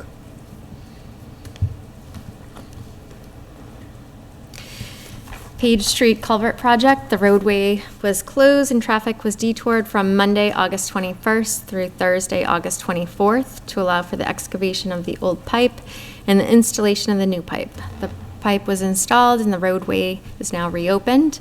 The guardrail was also installed last week, and all this work was done by Powell Stone and Gravel and was on time and under budget.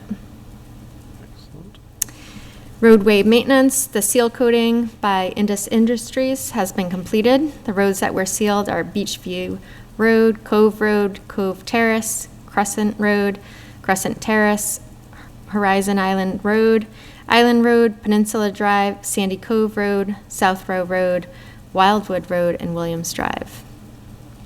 The DPW crew has been making pothole repairs on Leominster Shirley Road, cutting back on roadside vegetation at various locations, clearing out drainage pipes, repairing road edges, and other routine maintenance. The guardrail repairs contract that was awarded to Premier Fence is now complete, and that road guardrail repair work was done on Northfield Road between Holman Street and Gilchrist Street, 140 Leominster Shirley Road, and portion of Graham Street. The LED streetlight project began. Pine Ridge Technologies is contractor for that project, and that began today. And barring any unforeseen issues, the project should be complete by late September. The Senior Center ADA patio project will be complete this month, and the ribbon cutting ceremony will be October 11th at noon. The TC Passios roof. There are still issues with the roof leaking at TC Passios. The facilities department, along with a roofing company, has been chasing the leaks and have recently patched 2 more areas, and have also tested roof drains, which showed no signs of leaks. So right now, they think the leak that was identified has been fixed, but we'll wait and see, because that roof is way beyond its life expectancy. Yes. Teen Center repairs. Recently, the facilities department had the ramp at the Teen Center repaired, the bulkhead replaced, and some painting done. The town beach is officially closed, and the plan is to do some additional interior work on the flooring before the next season. For Marshall Park, the Park Commission submitted a park grant in July requesting $500,000 and are waiting notification. The 100% schematic design is complete, and the next step is to go out for bid for civil design work. Town Council and I are currently working on the right of entry agreement with the skate park in anticipation of their construction to begin next year. The website design has been completed, and relevant staff will be receiving training in mid-September, and the official launch date is slated for October 10th. We are currently in the process of upgrading Munis, our accounting system, and are in the testing phase. Due to a large number of unresolved issues in the testing phase, the go-live date is being pushed from September 8th until the beginning of October. Training took place in August, and additional training will need to be scheduled before the go-live date. Penetration testing and Maya grant. I've been working with Suzer IT on finding an outside firm to conduct penetration testing on our network. We received a quote from Security Scorecard, and I submitted a Flex grant application to our insurance company that utilizes our rewards credits towards risk management costs, and received approval that this grant will cover the cost of the quote. Glad to see that's being done. Excellent. That's all I have. One other thing I want to mention is in your drive, Unitil provided a handout regarding the rate cases. So the distribution rate cases, they asked if we wanted to put that information on our website, and I said I'd bring it to the board for discussion. As a public service, I don't have any problem. I mean, it's unfortunate, but Yeah. Is the last page of your report the master plan? Is this Lunenburg 2050? Is that what I'm looking at as the last picture in your report? I believe that's Shanghai. I don't know. Oh, yeah, no, not Lunenburg. These are Lunenburg's most spectacular Yes. skyscrapers. not at Unitil's rates when I get those built. That's for sure. All right, Limited pictures to choose from with that platform, so. I always like the photos that you include in there. Well, thank you. Any questions to the town manager related to the town manager's report? No?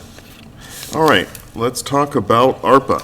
So, 2 meetings ago, the board pulled together some rankings. At that time, we received some a little late.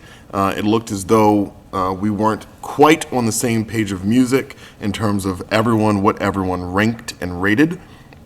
I did have the opportunity to take another look at that and pull together, what the results of that first review was. I sent that out to the board, and then also, and I want to thank everyone for, I know I was delayed in sending out the second round, so I want to first thank Selectman Imke for pulling together the spreadsheet that made this very easy. I think I only had one challenging member to finesse with to get the numbers correct, since I skipped a couple.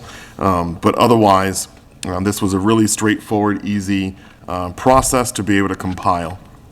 So what we have in our spreadsheet is everyone gave a ranking, everyone noted their comments, and then we have an average ranking. I think that looking at the two lists, they are very much consistent with one another.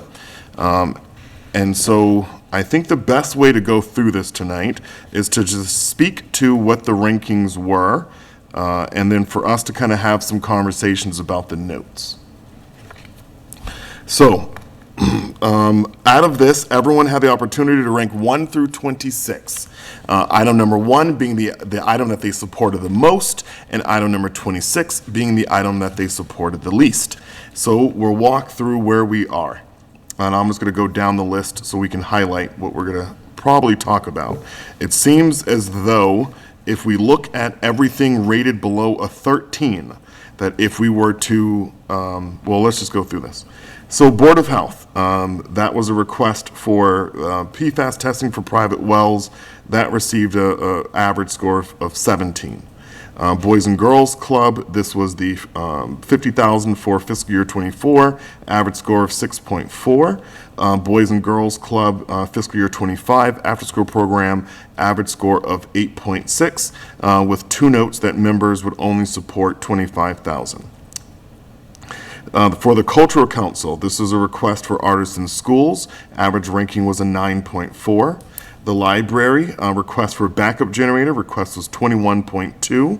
The library request for exterior envelope, that request came to 4.8. Library request for outreach vehicle, that received a 23.2. The library request for Proctor Memorial Garden, that received an 11.6. The library request for solar shades, that received a 16. The library request for a teen room received an 8.6. Lunenburg Public Schools request for sidewalks received a 5.8. Lunenburg Water District request for PFAS public education, that received a 4.2. Lunenburg Water District for PFAS master plan, that received a 6.2. Lunenburg Water District request for treatment of 2 PFAS treatment pilots, that received an 8.2, with a note that 2 members would only support $200,000. Municipal Building Design, that received a 6. North Central Mass Regional, the BIF, that received a 12.8. Select Board request for Flat Hill Drainage, that received a 10.6. 2 members noted specific amount of $15,000. Sewer request for sewer manhole covers, that request received a 10. 2 members noted they would support $100,000. And then sewer pump station, multiple requests. First request for $6 was an 18.8. For the Leominster Station pump, that received a 20. For 3 pumps, that received a 20.2. For 2 HMI upgrades, that received a 20.6. For motor shaft, that received a 19.8. For 3 impellers, that received a 20.8. For the generator, that received a 19.2. And then for 2 generators, that received a 21. So if we look at all the items that we ranked total less than 13, and if we consider the amounts that members restricted, such as 200 and so, 125, that what we end up with is $18,855 left over. So I would like to kind of go through this in order from the things that we ranked the highest to see if we can all reach consensus on commitments. And then I think there's going to be several things that we're going to need to talk through. So I would start with our highest ranking was for Water District, PFAS, Public Education. Are we all in agreement to commit $35,000 for that? Yes. All right. Yes. I don't want to speak for everyone, but I am. Are we doing it by motion, or are we doing it just? My thought is that we can talk through this and that we do a one motion for all. Okay. So that way we can, Yeah, I'm for that. okay. The next area that received the highest ranking was for the public schools sidewalks. Are we all in agreement of $101,640 for that? Wait, I think the That's- library no, was the second. The library is. the I'm highest. sorry, thank you. Exterior. Library, which was the exterior envelope for $60,000. Are we all in agreement on that? Yes. Yes. Okay. Next, I just want to make sure I'm looking. Next would be the 5.8, and that is for Lunenburg Public Schools for sidewalks, $101,640. Are we all in agreement on that? Yes. Yes. Okay. The next ranking we have is, looks like page 2, municipal building design. This is $225,000. I do have a note that someone would like discussion. Yeah, that was me. Me as well. And really about, I think it's obviously very important, but are we not totally clear on the amount that's actually required? I thought I remembered some discussion on some possible donated services on that. Yeah, so what the request is 225. I think that if the board allocates the funding, that the Municipal Building Design Committee may be able to realize some savings here. That we may be able to cut some costs down depending on how quickly we did get an offer from Mr. Allison and Mr. Roy to assist. So I know one of the things that the funding we'd want to spend some money on is a computer and CAD. And that it seems as if we buy a computer in CAD, that we may save ourselves some money on this overall. However, I think what we're looking at is about a $225,000 cost. I think we were saying 250, and that we were shaving off about 25,000, saying, well, maybe we can save some money here and there.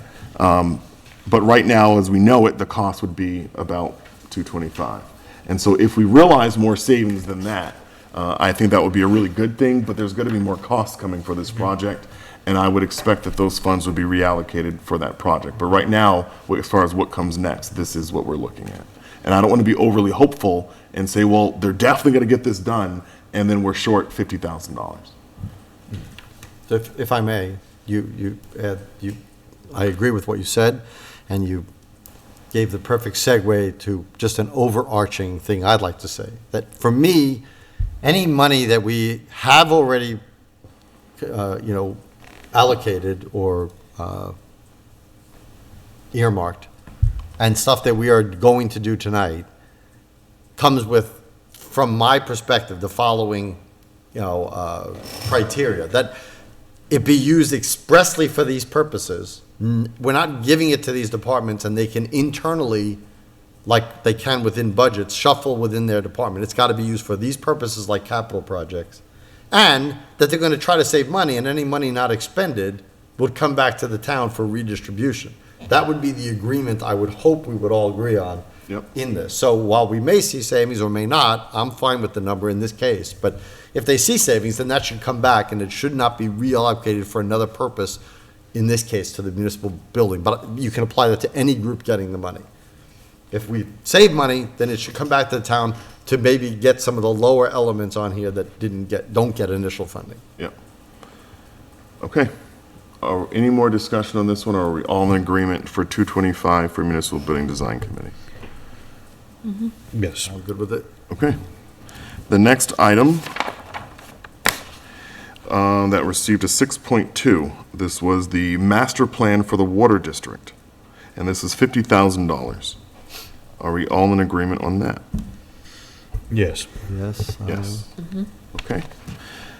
Next, we have Boys and Girls Club, first year, and this received a 6.4, $50,000. Are we all in agreement on that? Yes. Yes. Yes. Okay. Next, we have, let me make sure I hit it right, an 8.2 for 2 PFAS treatment pilots. So 2 members are requesting $200,000 for this amount. So that is the lowest amount that we're all in agreement on. Do we want to move forward with $200,000 for that request? Well, I definitely want to move forward with at least something. I initially put supporting 200,000 for one well pilot because when I was doing my math with all of my rankings, that's all that I could have. And I wanted to try to distribute it to as many departments as equitably and fairly as I thought was possible. However, if we're going to vote on all of this and there is a way to fund the full 400,000, then I would prefer to support that because I do support both pilot testings. But if that's not where the majority is, then Yeah, I think that if, I think that we don't have enough, we have plenty to talk about. I think that I'm comfortable at this stage saying $200,000 and coming back to this as we move down the list. And if we don't fund something else, then coming back and reengaging it. But can we all agree to that approach? So I will say that I will be the outlier on this, I'm sure. I do not support this. And the reason I don't is the same reason I don't support any of the, except for the manhole covers, any of the sewer things, is that, A, they're both enterprise funds, and those people who pay for the services should pay for these improvements. And I am a member of the Lunenburg Water District, so it would come on, as a ratepayer, as one of those people. So I'm not shirking anything. I just think that's number one. With the Water District, it's also twofold. As I said at the very beginning, this is the way the government set it up, so I can't fight that. But to have 5 people be able to decide how $3 million goes in town is is a tricky enough scenario. At least I can say that the people who we're voting the money for vote for the town. But to give money to the water district when it's a completely separate entity and they're not, again, we're being asked to distribute this to a body that we have no authority over, no compensation, no ability to even know that their own membership in their own town meeting support, because the last pilot testing was, decided by 2 votes. So for those reasons, I don't support these. I may have more support for it if 2 things happen. Number 1, we finally know what the EPA is deciding. Number 2, if they have a special town, a special meeting of their own, asking if their own membership in their own district voters support the 2 pilots, then I would feel more inclined to at least sway my decision. But without those, I could not vote for this for those reasons. Okay. And I'm sure there's going to be a lot of people that I'm sure will give me a lot of flack for that, but it is the reasoning. It's the reasoning I don't support any of the pump stations for the sewer commission either. Okay. I'm willing to do the 200,000 as a compromise, because I also had the manhole on my list, pretty high on my list, because of the roads and the impact across town. And so I was trying to balance across departments. Okay. Is there majority support for $200,000 for the 2 PFAS treatment pilots? It sounds like 1, 2. Yep. Okay. All right.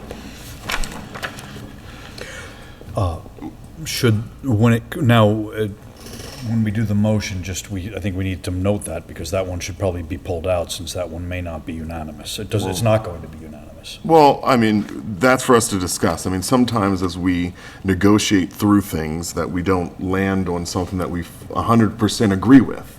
But, the end product is the best that we as a group can arrive at. And so sometimes I'm okay voting for things that is the best we can do, even if it includes things that I don't personally support. Unless there's strong feelings from membership and they don't want to do that. But let's see that at the end, if anyone wants to pull anything so they can vote now. All right, next we have the 8.6, and we have 2 8.6s. So the first one is Boys and Girls Club FY25. So the request was for $50,000. We have 2 members, including myself, that would support it at $25,000. Will a majority of us agree to the $25,000? I'm Yes. seeing 1 yes. Yes. Yes, yes. Okay, the other 8.6 was the library teen room. It seems as if 5 of us are in agreement, or at least majority. The lowest amount we're all in agreement on is $120,000. This is the teen room, right? Yep, this Okay. is teen room. Are we all in agreement to move forward with $120,000 for the teen room? And, okay, so the total is 150. Sorry, just needed a The request moment was to. 150. I think the lowest agreed support is 120. So Okay. my only question about this, and I'm not against the reduction, is that what I am against, and this comes in again because of my capital planning hat, I don't want to give somebody money to accomplish something they can't accomplish with the money. So do we know that did they have $30,000, or do we know that it can be reduced? Did they say that they can get this done for 120? I had the conversation with Harry, who's chair of the library committee, and I asked him that if there was a lower amount that we could agree to. And what their response was, we will work with whatever is allocated. Anything is going to be an improvement. We won't be able to do everything that we can do if it's less, but yes, we can make the modification, and they believe they can fundraise, or the Friends of the Library can help supplement some of the others. Okay, so as long as you understand my concern, is that I don't want to give money to get, 2/3 of a room done. Yeah. That's all. Yeah. Okay. Yes. I think it will impact some equipment and other items that they'll put into a different form of Okay. budget. They'll be coming to you, Heather. All right. Are we all in agreement on 120 for the teen room at the library? Yes. Yes. Sure. Are we gonna run out of money before we get, we haven't even, there's some of my top 10 that we haven't got to yet. Are we gonna run out of money? We will run out on anything past number 13. So if we fund Anything that has everything an below average of number 13. Oh, the average is 13? Okay. If we all right. fund everything Okay, below then. 13 at the lowest amounts requested, we will. But that have- gives us 18,000 left over. It does, and that's. Much. It's not. So No. that's why it's going to get harder as we keep going. That's why we also need to get that money back that we originally allocated for the trucks. All right, the Town next meeting. is Culture Council. The next, I'm going to make sure I'm hitting it right. Yep, Culture Council. So Culture Council has a request for $22,500, and this received a 9.4. Are we all in agreement on that? Yes. Where do we Yes. stand with that, like, the approval from the So- school and? They had Well, they had a very good meeting with the superintendent, my understanding, the cultural council. So they had, I think it had their support. I don't know that it's official, but during the conversation, they did.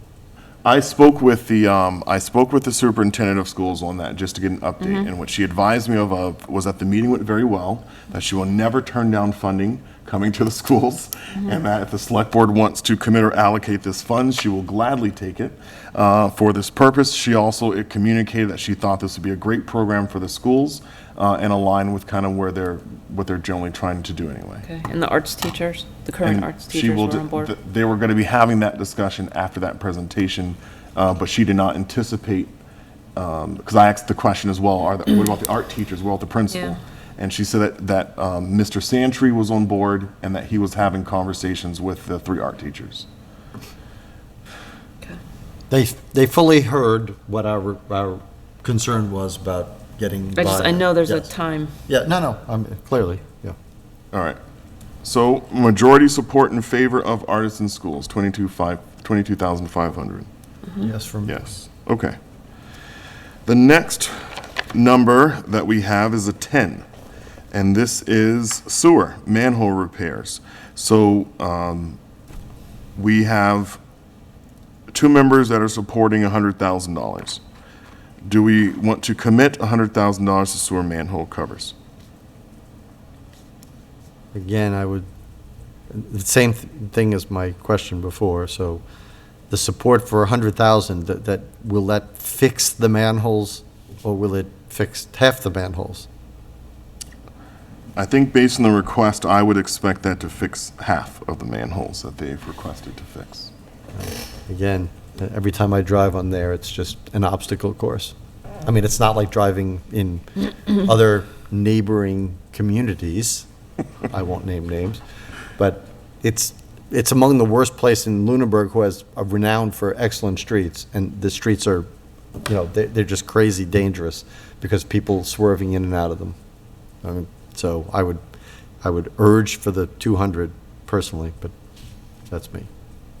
So I don't want to get this conversation too off topic, but I noticed that most of the manholes that I thought were the most problematic along Mass Ave have been fixed or repaired to some extent.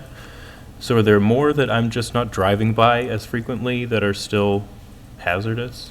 I think that they provided us with, I thought that I read previously where they were looking at areas for Right. repairs. I just don't know off the top of my head, so, because I thought it was don't mostly think along I- Mass Ave, but I could be wrong. I don't know that they've Lancaster Ave. done anything on Mass Ave that I'm aware of. Well, I know that there were a bunch of manholes that used to be like huge potholes, essentially, and they're not anymore, so they were worked on.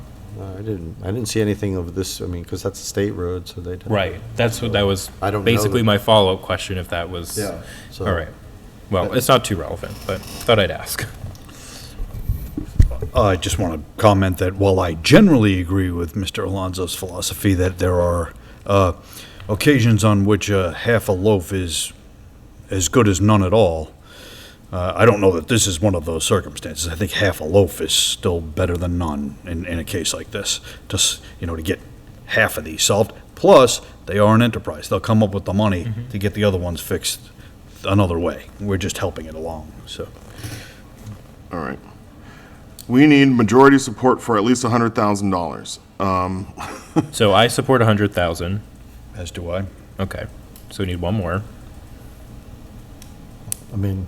We could flip as it around. We have since- majority for since the chair- 200,000. Since the chair doesn't want to support it at all, since he ranked it dead last, Clearly not driving in that direction from where he lives, goes in the other way or something, I don't know, but, so we're not gonna get, I mean, I'll say fine, because, it's better than nothing, but I will say that the reason I support this, even though the sewer is an enterprise fund, is that the roads affect everybody. These are road repairs, these are not sewer repairs per se. The sewers will work fine without those fixes, right? So this is a road repair for a town that prides themselves on trying to keep the roads up to date, and this is the one negative of the roads, is that road, because of that reason, so. Yeah, I'll just add in my own prioritization when I was doing this exercise. I mean, again, it's like there's only so much pie to go around. I just ran out of money when I was doing it, so I had to cut it somewhere.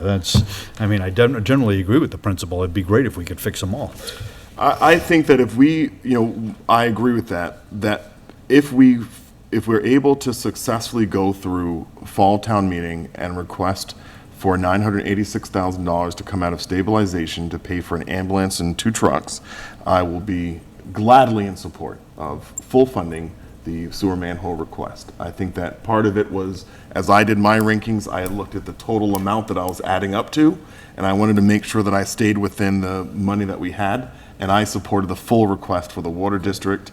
And I think for me, my criteria was, is there another source that weighed heavy on me, was is there another source of money for this to come from? And while not advantageous for the sewer, there is another source of money. Whereas I thought pretty strongly that it would be a lot harder for the water district to secure the funding.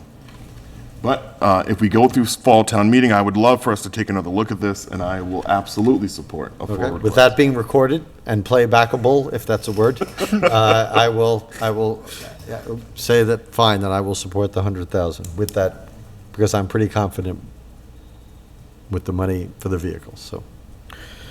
All right. And let's see, that was a 10. The next is a 10.6. I want to make sure I'm not missing anything. We have a 10.6, and that is Flat Hill Drainage, $15,000. Can you do me a favor? I had a question on that one, though. Like, where does that number come from? It came from, yeah, It was I'll what the, answer that. what the engineer said it would cost, what Brian said it would cost to refurbish the drainage retention pond. Yeah, clean it out. He said 10 to 15. Oh, Yeah. not along the roadway. No, not the Oh. roadway. no. This is just the retention pond. Yeah. Yeah. Okay, so that's dependent on gaining a right of entry and doing that. Right, Correct. right.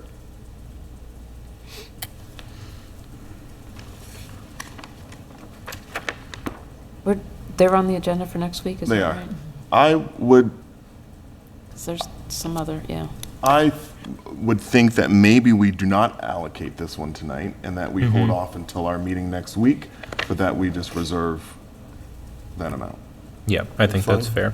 okay? Let me make that note.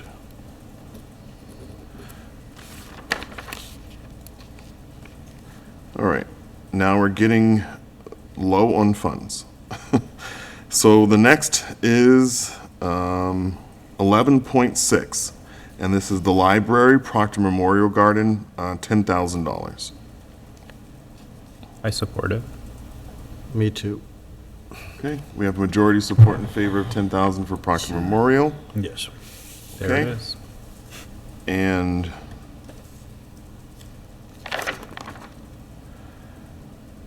the last, before we run out of money, will be the BIF. And this is a request for $50,000, and we have 2 members that would support this, I'm sorry, 1 member that would support this at $25,000.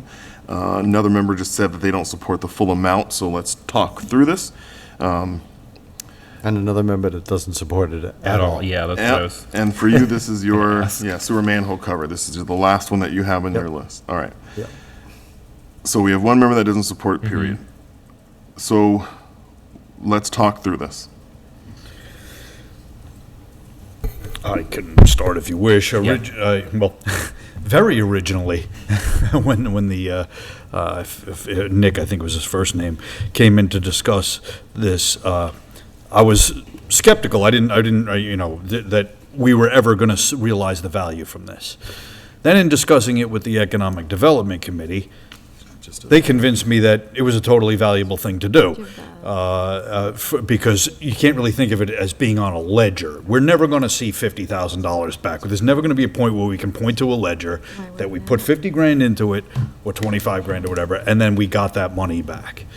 However, they convinced me that in thinking holistically and regionally, you're making a statement that you support business in the region, and if the money goes to something, say, in a Leominster or Fitchburg, which is likely to attract a payout for something like this, that still tangentially, indirectly supports or benefits Lunenburg residents, maybe for employment opportunities, for residents having another restaurant to go to, et cetera. So for me, I was at the 50 grand. The 25 grand I came down to as a pure compromise, realizing that there were members of this board not supporting it at all, some willing to support it at 50. I landed on 25. That's how I got where I got. Okay? I mean, it's 17 on my list, which is essentially, it's no support. You ran out of money. You ran out of money. No, I mean, it's very low. It's down with all of the pump station requests. So it's in the gray zone. It could just as easily be a 25. I mean, it got to the end of my list and I just started numbering. Because it sounds expensive for some tangential potential return. And then you get to an amount like, okay, maybe 10,000. Well, that's like At that just a point, why token, bother? and it's just like a joke. Right. Yep. remaining. So would you support 25,000 in the middle?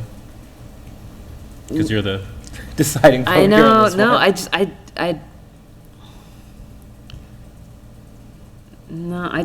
with all the other things on the list, maybe something to come back to after a special town meeting, but with everything else on the list, it's so much higher, things are so much higher on my list than this right now. Yeah, I mean, it was always the bottom of the list for requests I was supporting too, but I did support it. I do really see the value in it. That being said, I was always sort of willing to change my support on it. And if we want to go down to 25,000, I'm happy with that. But it doesn't really look like we even have that majority support for 25,000 right now anyway, so. Yeah, I will say that for me, and I don't mean any slight against anybody, but I don't see the value. I would say that Leominster and Fitchburg really, especially Fitchburg lately, with all the grants and everything they're going, they have no problem attracting businesses, and Leominster the same way. And to say that a business to try to make the argument that a business in Leominster somehow tangentially helps Lunenburg, we're giving money to something, and I'm sorry, this is not Shark Tank, but I still want to see something on the investment, and I don't see anything on the investment that we get back on. There are other ways that we can show that we support businesses, and giving it to a regional thing where they're telling us that even things that don't happen in our town affect us because they may have employment opportunities or may have other retail shops or restaurants to go to, just doesn't fly with me. That's not where I want to put my money. And if we got all the money back from the vehicles, I would still be against this because I just don't see the value in it myself, so. But these arguments are all fair. I can take a loss. I'm big. Yeah. I'm in favor of the BIF, but here's kind of how I'm looking at it, is at this point, we have $58,855 remaining. And so if we allocate $15,000 next week for the Flat Hill drainage, that leaves us with $43,855, and if we allocate $25 for the BIF, that leaves us with $18,855. I am more in favor of us leaving more money on the table than not. And so while I do support the BIF, I much prefer the idea of us having a little more money to work with in case something happens between now and November that we need to react to. Yep. So I would be inclined to change my support for this so that way we can leave more money on the table. So it sounds like we do not have majority support for the bill. No, we do not. Okay. Now, I'm going to assume then that everything above this we cannot fund. But let's just talk through them in case someone wants to make a compelling argument here. But what would be next? That was a 12. What's next is a 16, solar shades at the library. I think we are a no to everything else. Is that fair? Do we have anyone want to make a compelling argument for anything that remains? What we did not fund is request for sewer pumping station. None of those requests were satisfied. The assistance for private wells was not satisfied. The backup generator for the library, outreach vehicle for the library, solar shades for the library. Are there any of those topics that anyone wants to bring up for discussion now? Just note, just purely as a note, that the Board of Health one, as indicated from the Board of Health members, can wait until we see again what EPA and what the Mass EPA comes up with come the new year. So it'll be after the November election, so there may be money if that is needed at all. But that is the only one I would comment on. Everything else, yeah. All right. Since I am looking at these numbers, right, we're all looking at them, are we in favor of one joint motion that's going to commit all of this, or does someone want to specifically pull anything out? Well, I think I'm the only one who really voted for anything against this, and it's okay to make it one. It's Okay. It's fine. All right, let me go down. My objection is noted, but for the vote, it just makes it easy, whatever makes it easier at this point. Okay, I will make this lengthy motion. And I'm just going to go in the order, not that we ranked, but in the order that they're on our list. I move for the Select Board to commit $50,000 for the fiscal year to support the Boys and Girls Club for fiscal year 2024, $25,000 for the Boys and Girls Club for fiscal year 2025, $22,500 to the Culture Council to support artists in schools, $60,000 to the library to support exterior envelope repairs, $10,000 to the library to support Proctor Memorial Garden renovations, $120,000 to the library to support the teen room renovation, $101,640 to the Lunenburg Public Schools to support new sidewalk installation, $35,000 to the Lunenburg Water District to support PFAS public education, $50,000 to the Lunenburg Water District to support a PFAS master plan, $200,000 to the Lunenburg Water District to support a PFAS treatment pilot, $225,000 to the Municipal Building Design Committee,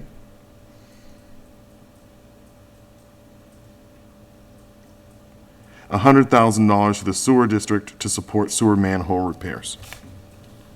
I would, not to horse trade. Well, okay, I'll second that, by the way. Okay. Not to horse trade, but in leaving this in, I know there was a comment, and I support the comment, that if we're going to give $200,000 to the Water District, that we should at least be able to decide which well we want it to go to. Now, the Keating well is the one that overwhelmingly supports water to the Water District. So I would urge the board to accept that we commit this for the testing of the Keating well, this $200,000, which seems to make the most sense, I would hope. I will amend my motion to specify that the $200,000 for the treatment pilot is for the Keating well. Thank you. You amend your second? I will. Okay. I amend my second.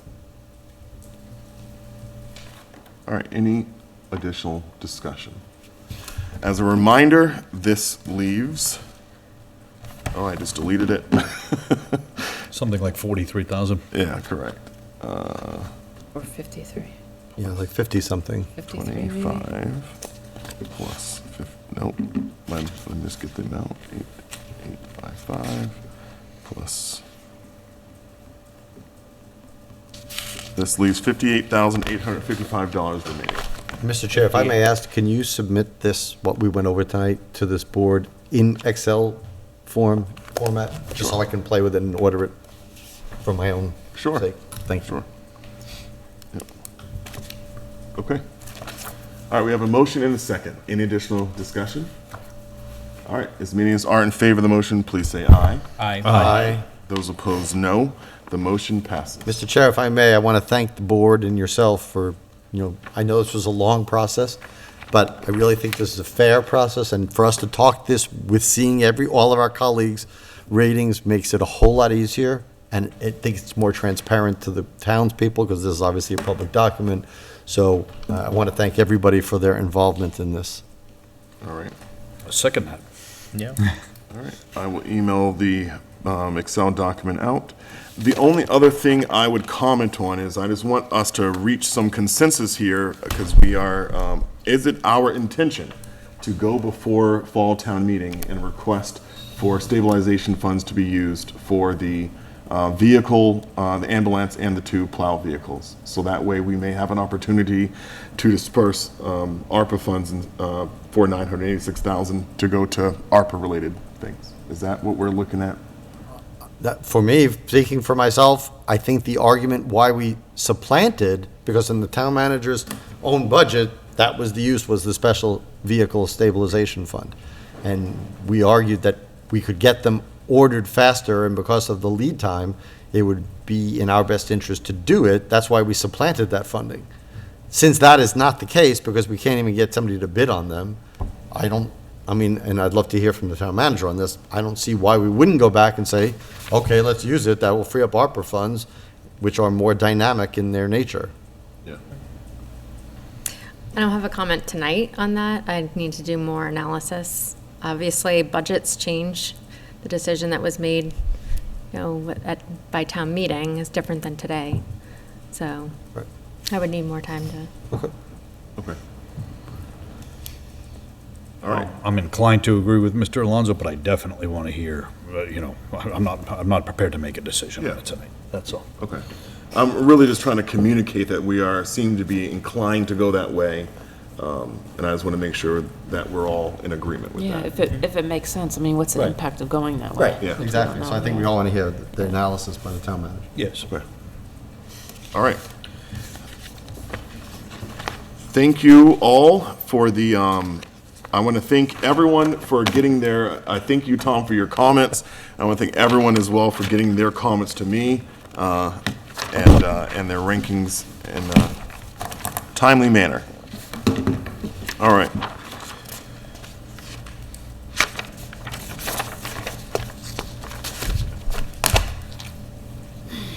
Next on our agenda is reviewing,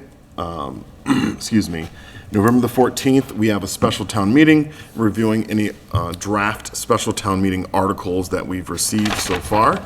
So in our Google Drive, we have 4 that are noted here, and it looks like these are all the standard 4, except for number D. Chair, is there any difference between these 2 documents? Because it's in I twice. didn't notice. Yeah. I didn't notice a I difference. don't even know how you can put 2 of the same file name in there. One must have a space at the end or something. Yeah. Okay, as long as there's no difference, okay, I'll just open any of them. Nope, no difference. Okay. It's weird that they Allowed it, were yeah. both, at the same time. Yeah. So it must have been a glitch. Okay. The first 2 articles are standard special town meeting articles, a budget adjustment article, and the payment of prior year expenses, if we have any. This time, we do not. And the third is if we finalize the collective bargaining with the clerical union in time for town meeting, which that's the goal, this special town meeting. And the 4th is a submittal from the police chief, which I noted at a prior meeting. Yep. So, I'm not in favor of D. I definitely support the police department having a mental health co-response. That I think that we can see now statistically that it makes a big difference and a big impact on communities having someone in that type of role. Even if that role is shared amongst smaller towns, that there's always a benefit to not just having police respond to every crisis, because every crisis isn't necessarily a criminal or policing matter. My concern is the source. I think that a lot of people have lost loved ones due to opioid addiction. And part of that settlement for me, I would much prefer that, many people can't afford treatment. They can't afford services. And I would much prefer that we use the opioid settlement fund to support family members who need treatment, who live in our community. And I think that may have a longer shelf life in terms of, how far that money can go, much further than a 1 year of using that funds to support 1 year of mental health co-response for the police department. So again, I support both, but I just don't support this funding for that reason. Well, so I think we always get to this discussion point. I mean, there's a difference between being for it, being on the warrant, and then you arguing against it at town meeting. I'm against Or it. not getting it even on the warrant. Yeah. So, if there's a question about whether this board is going to put it on the warrant, then I would say let's get, sooner than later, let's get the police chief in to tell us why he thinks the opioid, I hear your point, and I don't know where I stand on the merits of the article, but I would like to hear from the police chief why he thinks the opioid settlement stabilization is a good place for this, and we can have like a mini discussion, at least. I mean, Yeah. And in context, how much is in the opioid settlement stabilization fund? Right now, there's approximately 99,000, but there will be continually receiving funds into that. All right, but right now, this would leave $20,000, $19,000 Right. left. So someone who, okay, I agree with you, that maybe that's the next step, maybe that's the next step. Or not maybe, that's a good next step. Because at this point, I'm not in favor of the article, and I'm not in favor of it being on the warrant. But I think that it would be good to have the chief here to explain it, and I think I'm always persuadable on most things, so. Is it for the select board to decide whether another department or group or whatever should submit an article for town meeting? I mean, shouldn't it go to town meeting for a vote? We have this conversation every year. I mean, the board So recommends the it or answer- doesn't recommend it, but. The answer to your question is, yes, we have the authority to not put it on, and of course, the police chief could take it and put it under citizen's petition to get it on. So Right. there's that possibility. But we don't, but there's a huge, as Lou says, and want to agree with, I give huge deference to departments and other, employees and boards who want to put things on the warrant article to not be too much of an obstacle and Right. let town meeting decide. Right. So, That's what I was thinking, yeah, okay. but authority-wise, we have the authority to not put it on. I will also add that Lou says, I love when Lou talks about Lou in the third person. we know my philosophy on this. Yep. I will democratize any question short of its being anti-constitutional or flat out illegal, even if I vehemently disagree with what is being proposed. Also known as, Lou's always going to support something being on the warrant. And short of its being demonstrably anti-constitutional. Whereas I hold the opinion that part of our role is to exercise discretion. And that, it's sometimes we have to make those tough calls.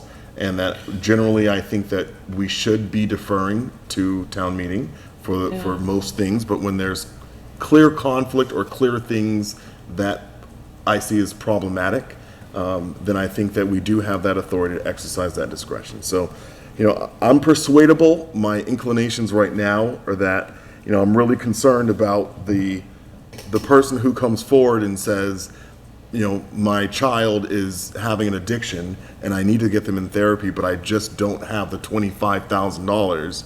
And we say, well, can you make it work for 19? Because that's all we have left. And, and that's but I also don't believe that in the current framework, we could even allocate it specifically anyway. I think that there's more that, correct me if I'm wrong, town manager, but I think that we have to do more to be able to come up with some regulatory process in which the public can even ask to use the funds, short of it going before a town meeting. And it would still need to go before town meeting Yeah. because it's a stabilization fund. But I do just want to remind the board, during the budget process last year, the question was asked when this was brought up during an operating budget cost discussion, can the opioid funds be used for this purpose? And we looked into that, and the answer was yes. I recall that too. I don't think I asked All the right, question. I just want to, I know everyone may not have Yeah. watched those meetings or been. This is in not, discussion. and thank you, this is not an inappropriate use of these funds. It is certainly something that's authorized. So, all right, we'll go ahead and plan to meet with the chief.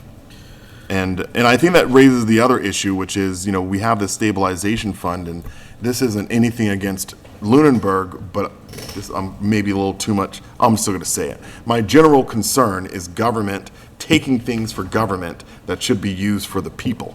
And so I have an interest in the reason why we were even able to receive an opioid settlement fund is because a lot of people have died. And so I just feel so strongly that any of this money that's come out of these corporations need to go back to the people, and that this is probably one of the few instances where we should not touch. Because I think this has caused so much loss. And I don't know if anyone has watched any of these recent documentaries or movies about this. We did over the weekend, and it's like disgusting when you find out just how deliberate a lot of this stuff was. Like it's disgusting, and people didn't have a chance. So, and I could, I'll share my own comment. I remember coming out of deployment myself, and I was 20 years old, 21 when I came back from war, and I had 2 herniated discs. I had sciatica issues in both my legs. I had so many physical problems. And I went to a doctor, and I had surgery scheduled for back surgery. And I went to a doctor to get, treated for something. And I met this guy for all of 20 minutes, and he wrote me 60 Percocets a month for 6 months straight. I only saw the guy once. That's obscene. And I think I realized the first time I took a Percocet that whoa. Like this should not be coming out like candy. And so I think a lot of people have, and I get it, like you hear the stories, a lot of people were in the same situation as me. They go to a doctor and the doctor puts them on a drug that causes addiction. And then they're hooked. And then when you get off of it, what's left? Heroin, because it's the same practically formula.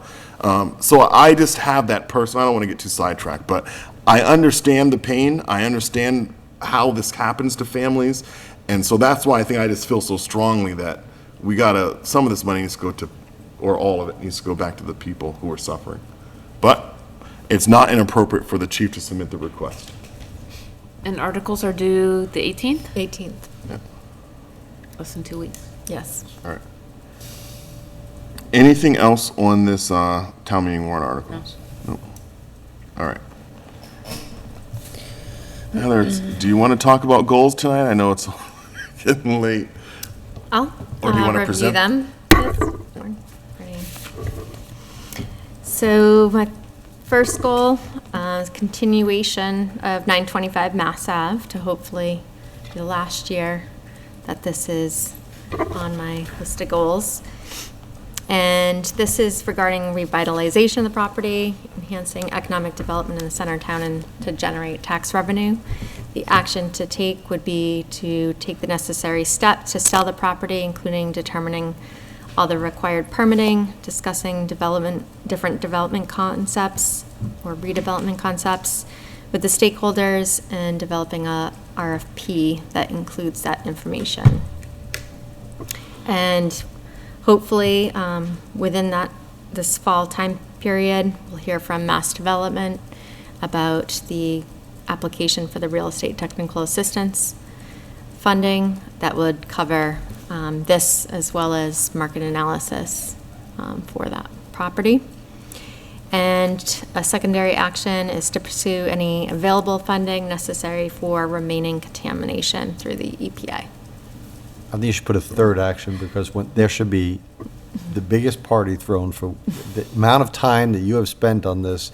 If this gets past, and I have all confidence that it will get past the finish line, but I don't think people understand the agencies and the hours that you have put into this to get this, because this was no easy task to avoid liability for the town while still progressing to get it back on the tax roll was, an inordinate amount of hurdles and work. So I hope when action 3, although unwritten, actually happens, that we get to do that. Thank you. It's definitely been rewarding along the way as far as the progress that's happened there, so. You've had to interact with so many different people on this, and entities. So I want to just hear on Tom's comments. Thank you. Thank you, Heather. The second goal is review of financial policies and procedures and long-term planning. Some of these relate to my goal last year, similar items for long-term staffing, and one for the culverts and bridges. I did identify the pavement management plan was updated, and identified that there was a grant available to do the culvert and bridge inventory, which we plan on applying for this year for that. So that will help inform the capital planning process on the long-term needs and funding needed for the infrastructure in town. So that's a big unknown in that area. And the policy and procedures to review and make recommendations to the select board on financial policies and create written finance and administration procedural manual for employees that will formalize unwritten processes. Draft a process and checklist for the Board of Assessors and assessor staff to use throughout the year. So there's more, I think, within that. It's kind of a very broad, but it's something I think needs to be part of my goals this year. And third, continuation of employee recruitment, recognition, and retention, as we're still obviously facing all three problems in those areas, and looking to improve on how we can retain and recognize employees in the appropriate way. And so to modify last year's, working with professional associations, state entities, and local colleges to advocate for, basically not advocate for the shortage, but advocate for improving funneling staff into this career. For retention, to survey employees on defining a mission statement that is shared across departments. And training, create standard training program for new employees, and survey existing employees for training topics that they're interested in and would improve their skills and experience with the town.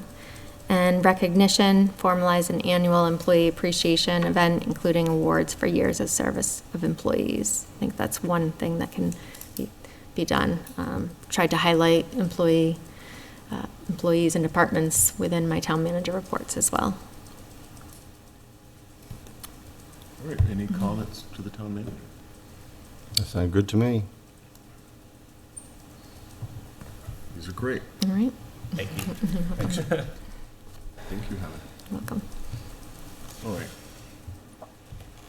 Is this what are we going to vote on accepting these, or is this going to be more work done on this, or? Do you have any? I don't have any, I mean, I can tweak language that was, Well, if nobody has any objection, then I'll make a motion that we accept the town manager goals and objectives for fiscal year 2024 as presented. Second. All right, any additional discussion? I want to thank the town manager for coming up with these goals. I know that being a town manager is definitely a hard job. You have to work with a political body with 5 people with a bunch of opinions, and you don't get on this board unless, for the most part, you have a type A personality anyway. So working with 5 type A's is hard, and so, I know it is. So thank you, Heather. thank you. All right, we have a motion, a Although second. I'm a little more flexible than most.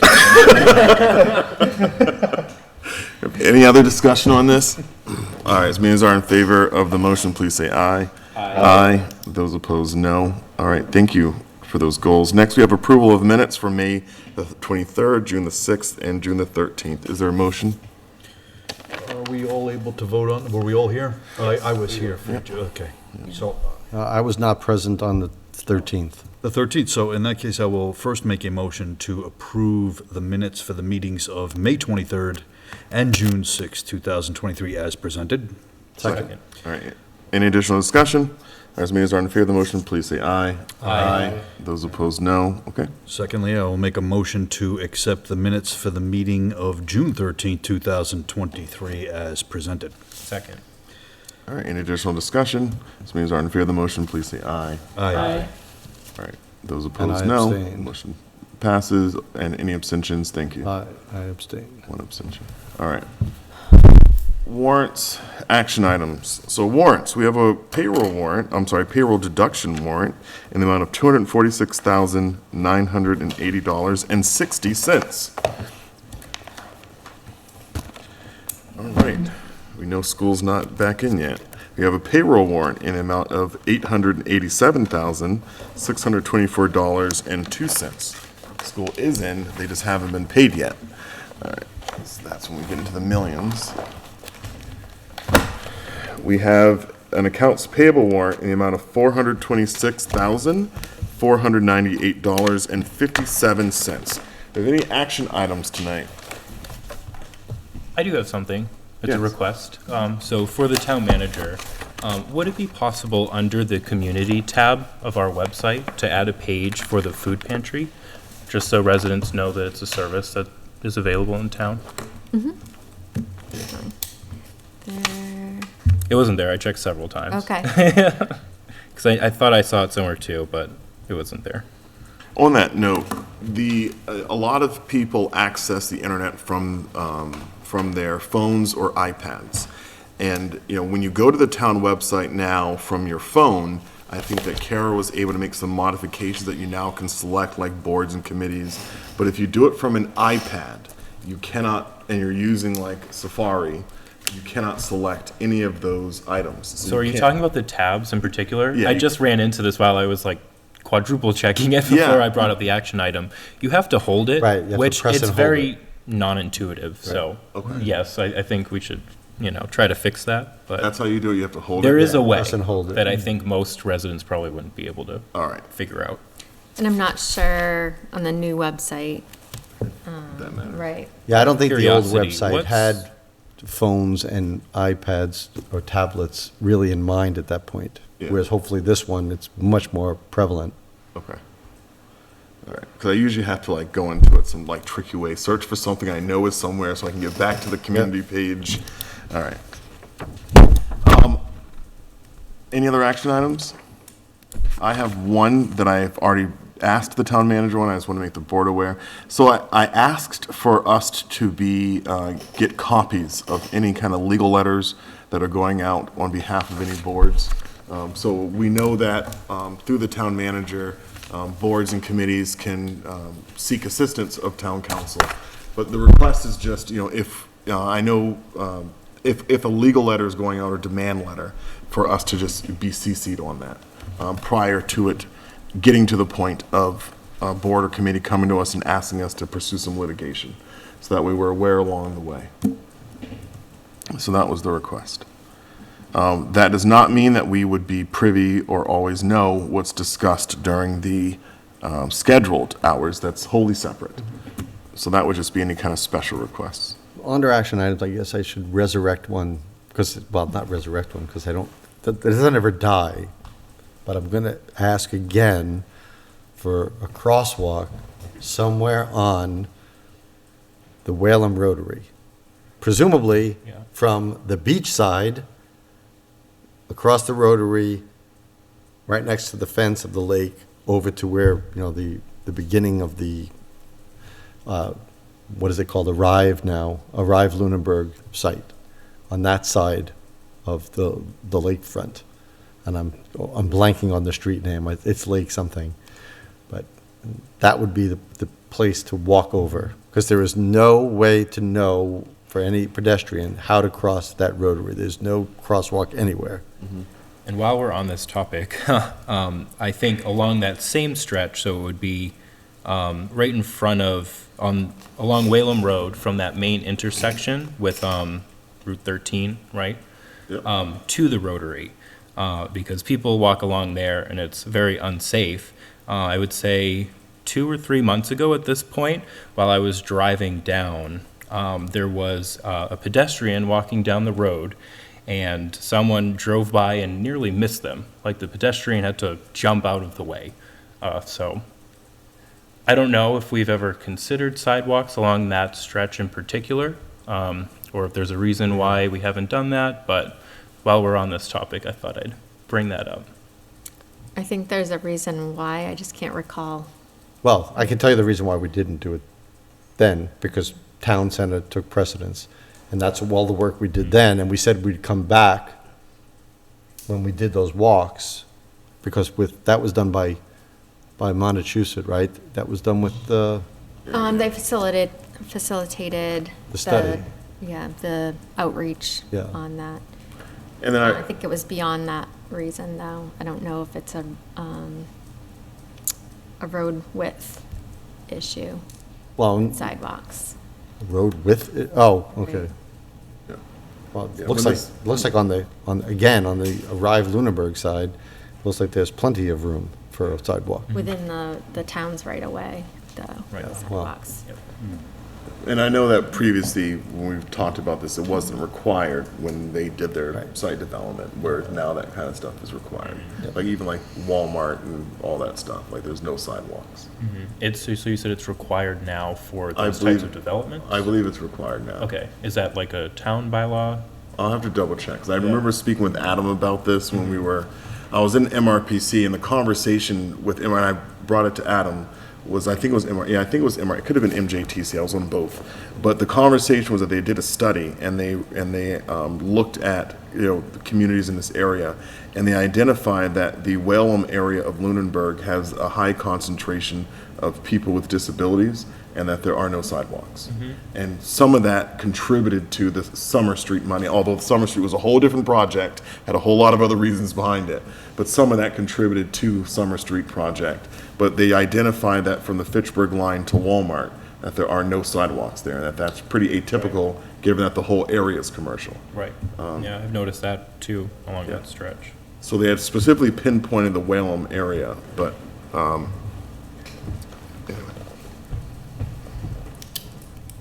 yeah, sidewalks are not cheap.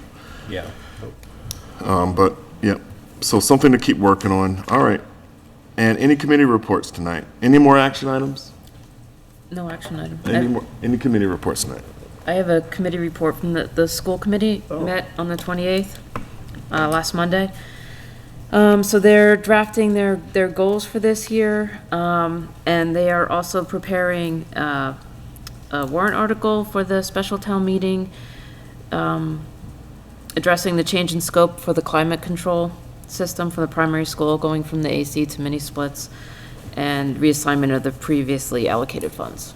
So that's coming. And there was a lot of discussion about Turkey Hill. The expectation is that the engineering study of the municipal building plan will be complete in time for a warrant article on the cost of the municipal building plan to be presented at the spring town meeting. And then they actually are meeting again tomorrow.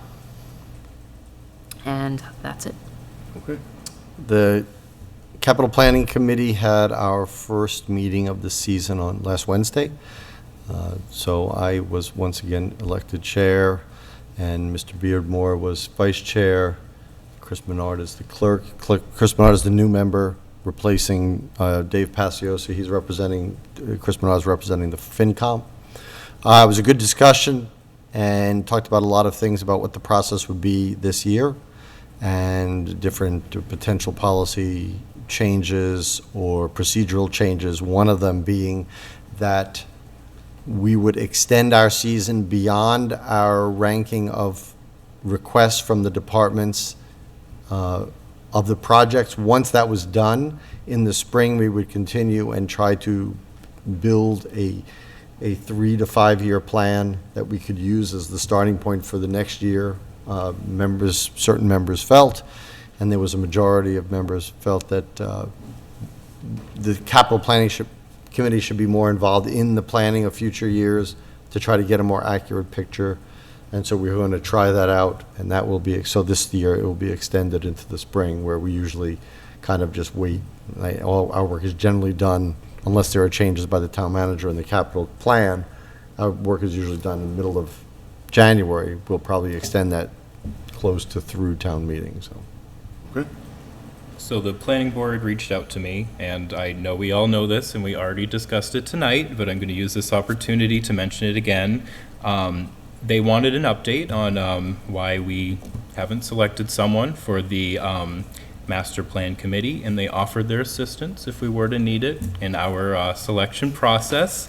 So, we just need to pick someone as soon as possible. And, I think it really goes without saying that it's kind of important for the select board to have someone represented on that committee. So Did you tell them that Lou just hasn't mulled it over enough yet? that's not what I said, no. I think it's coming to me anyway. I mean, given the seniority situation, I think that makes a lot of sense. Okay, I was, were you, Oh, yeah, that's it. okay, What did you tell them, Caesar? What was the I told answer you them, gave? well, I was pretty honest. I said that you, Mr. Chair, did say that you wanted someone with more experience. And I spoke to the chair of the planning board, and he did say that they have discussed that, and because other chairs came to them as well, saying, do we need the chair to be on the committee? And they said, no, there's no level of experience requirement. They welcome anyone, but we are welcome to have our own selection process.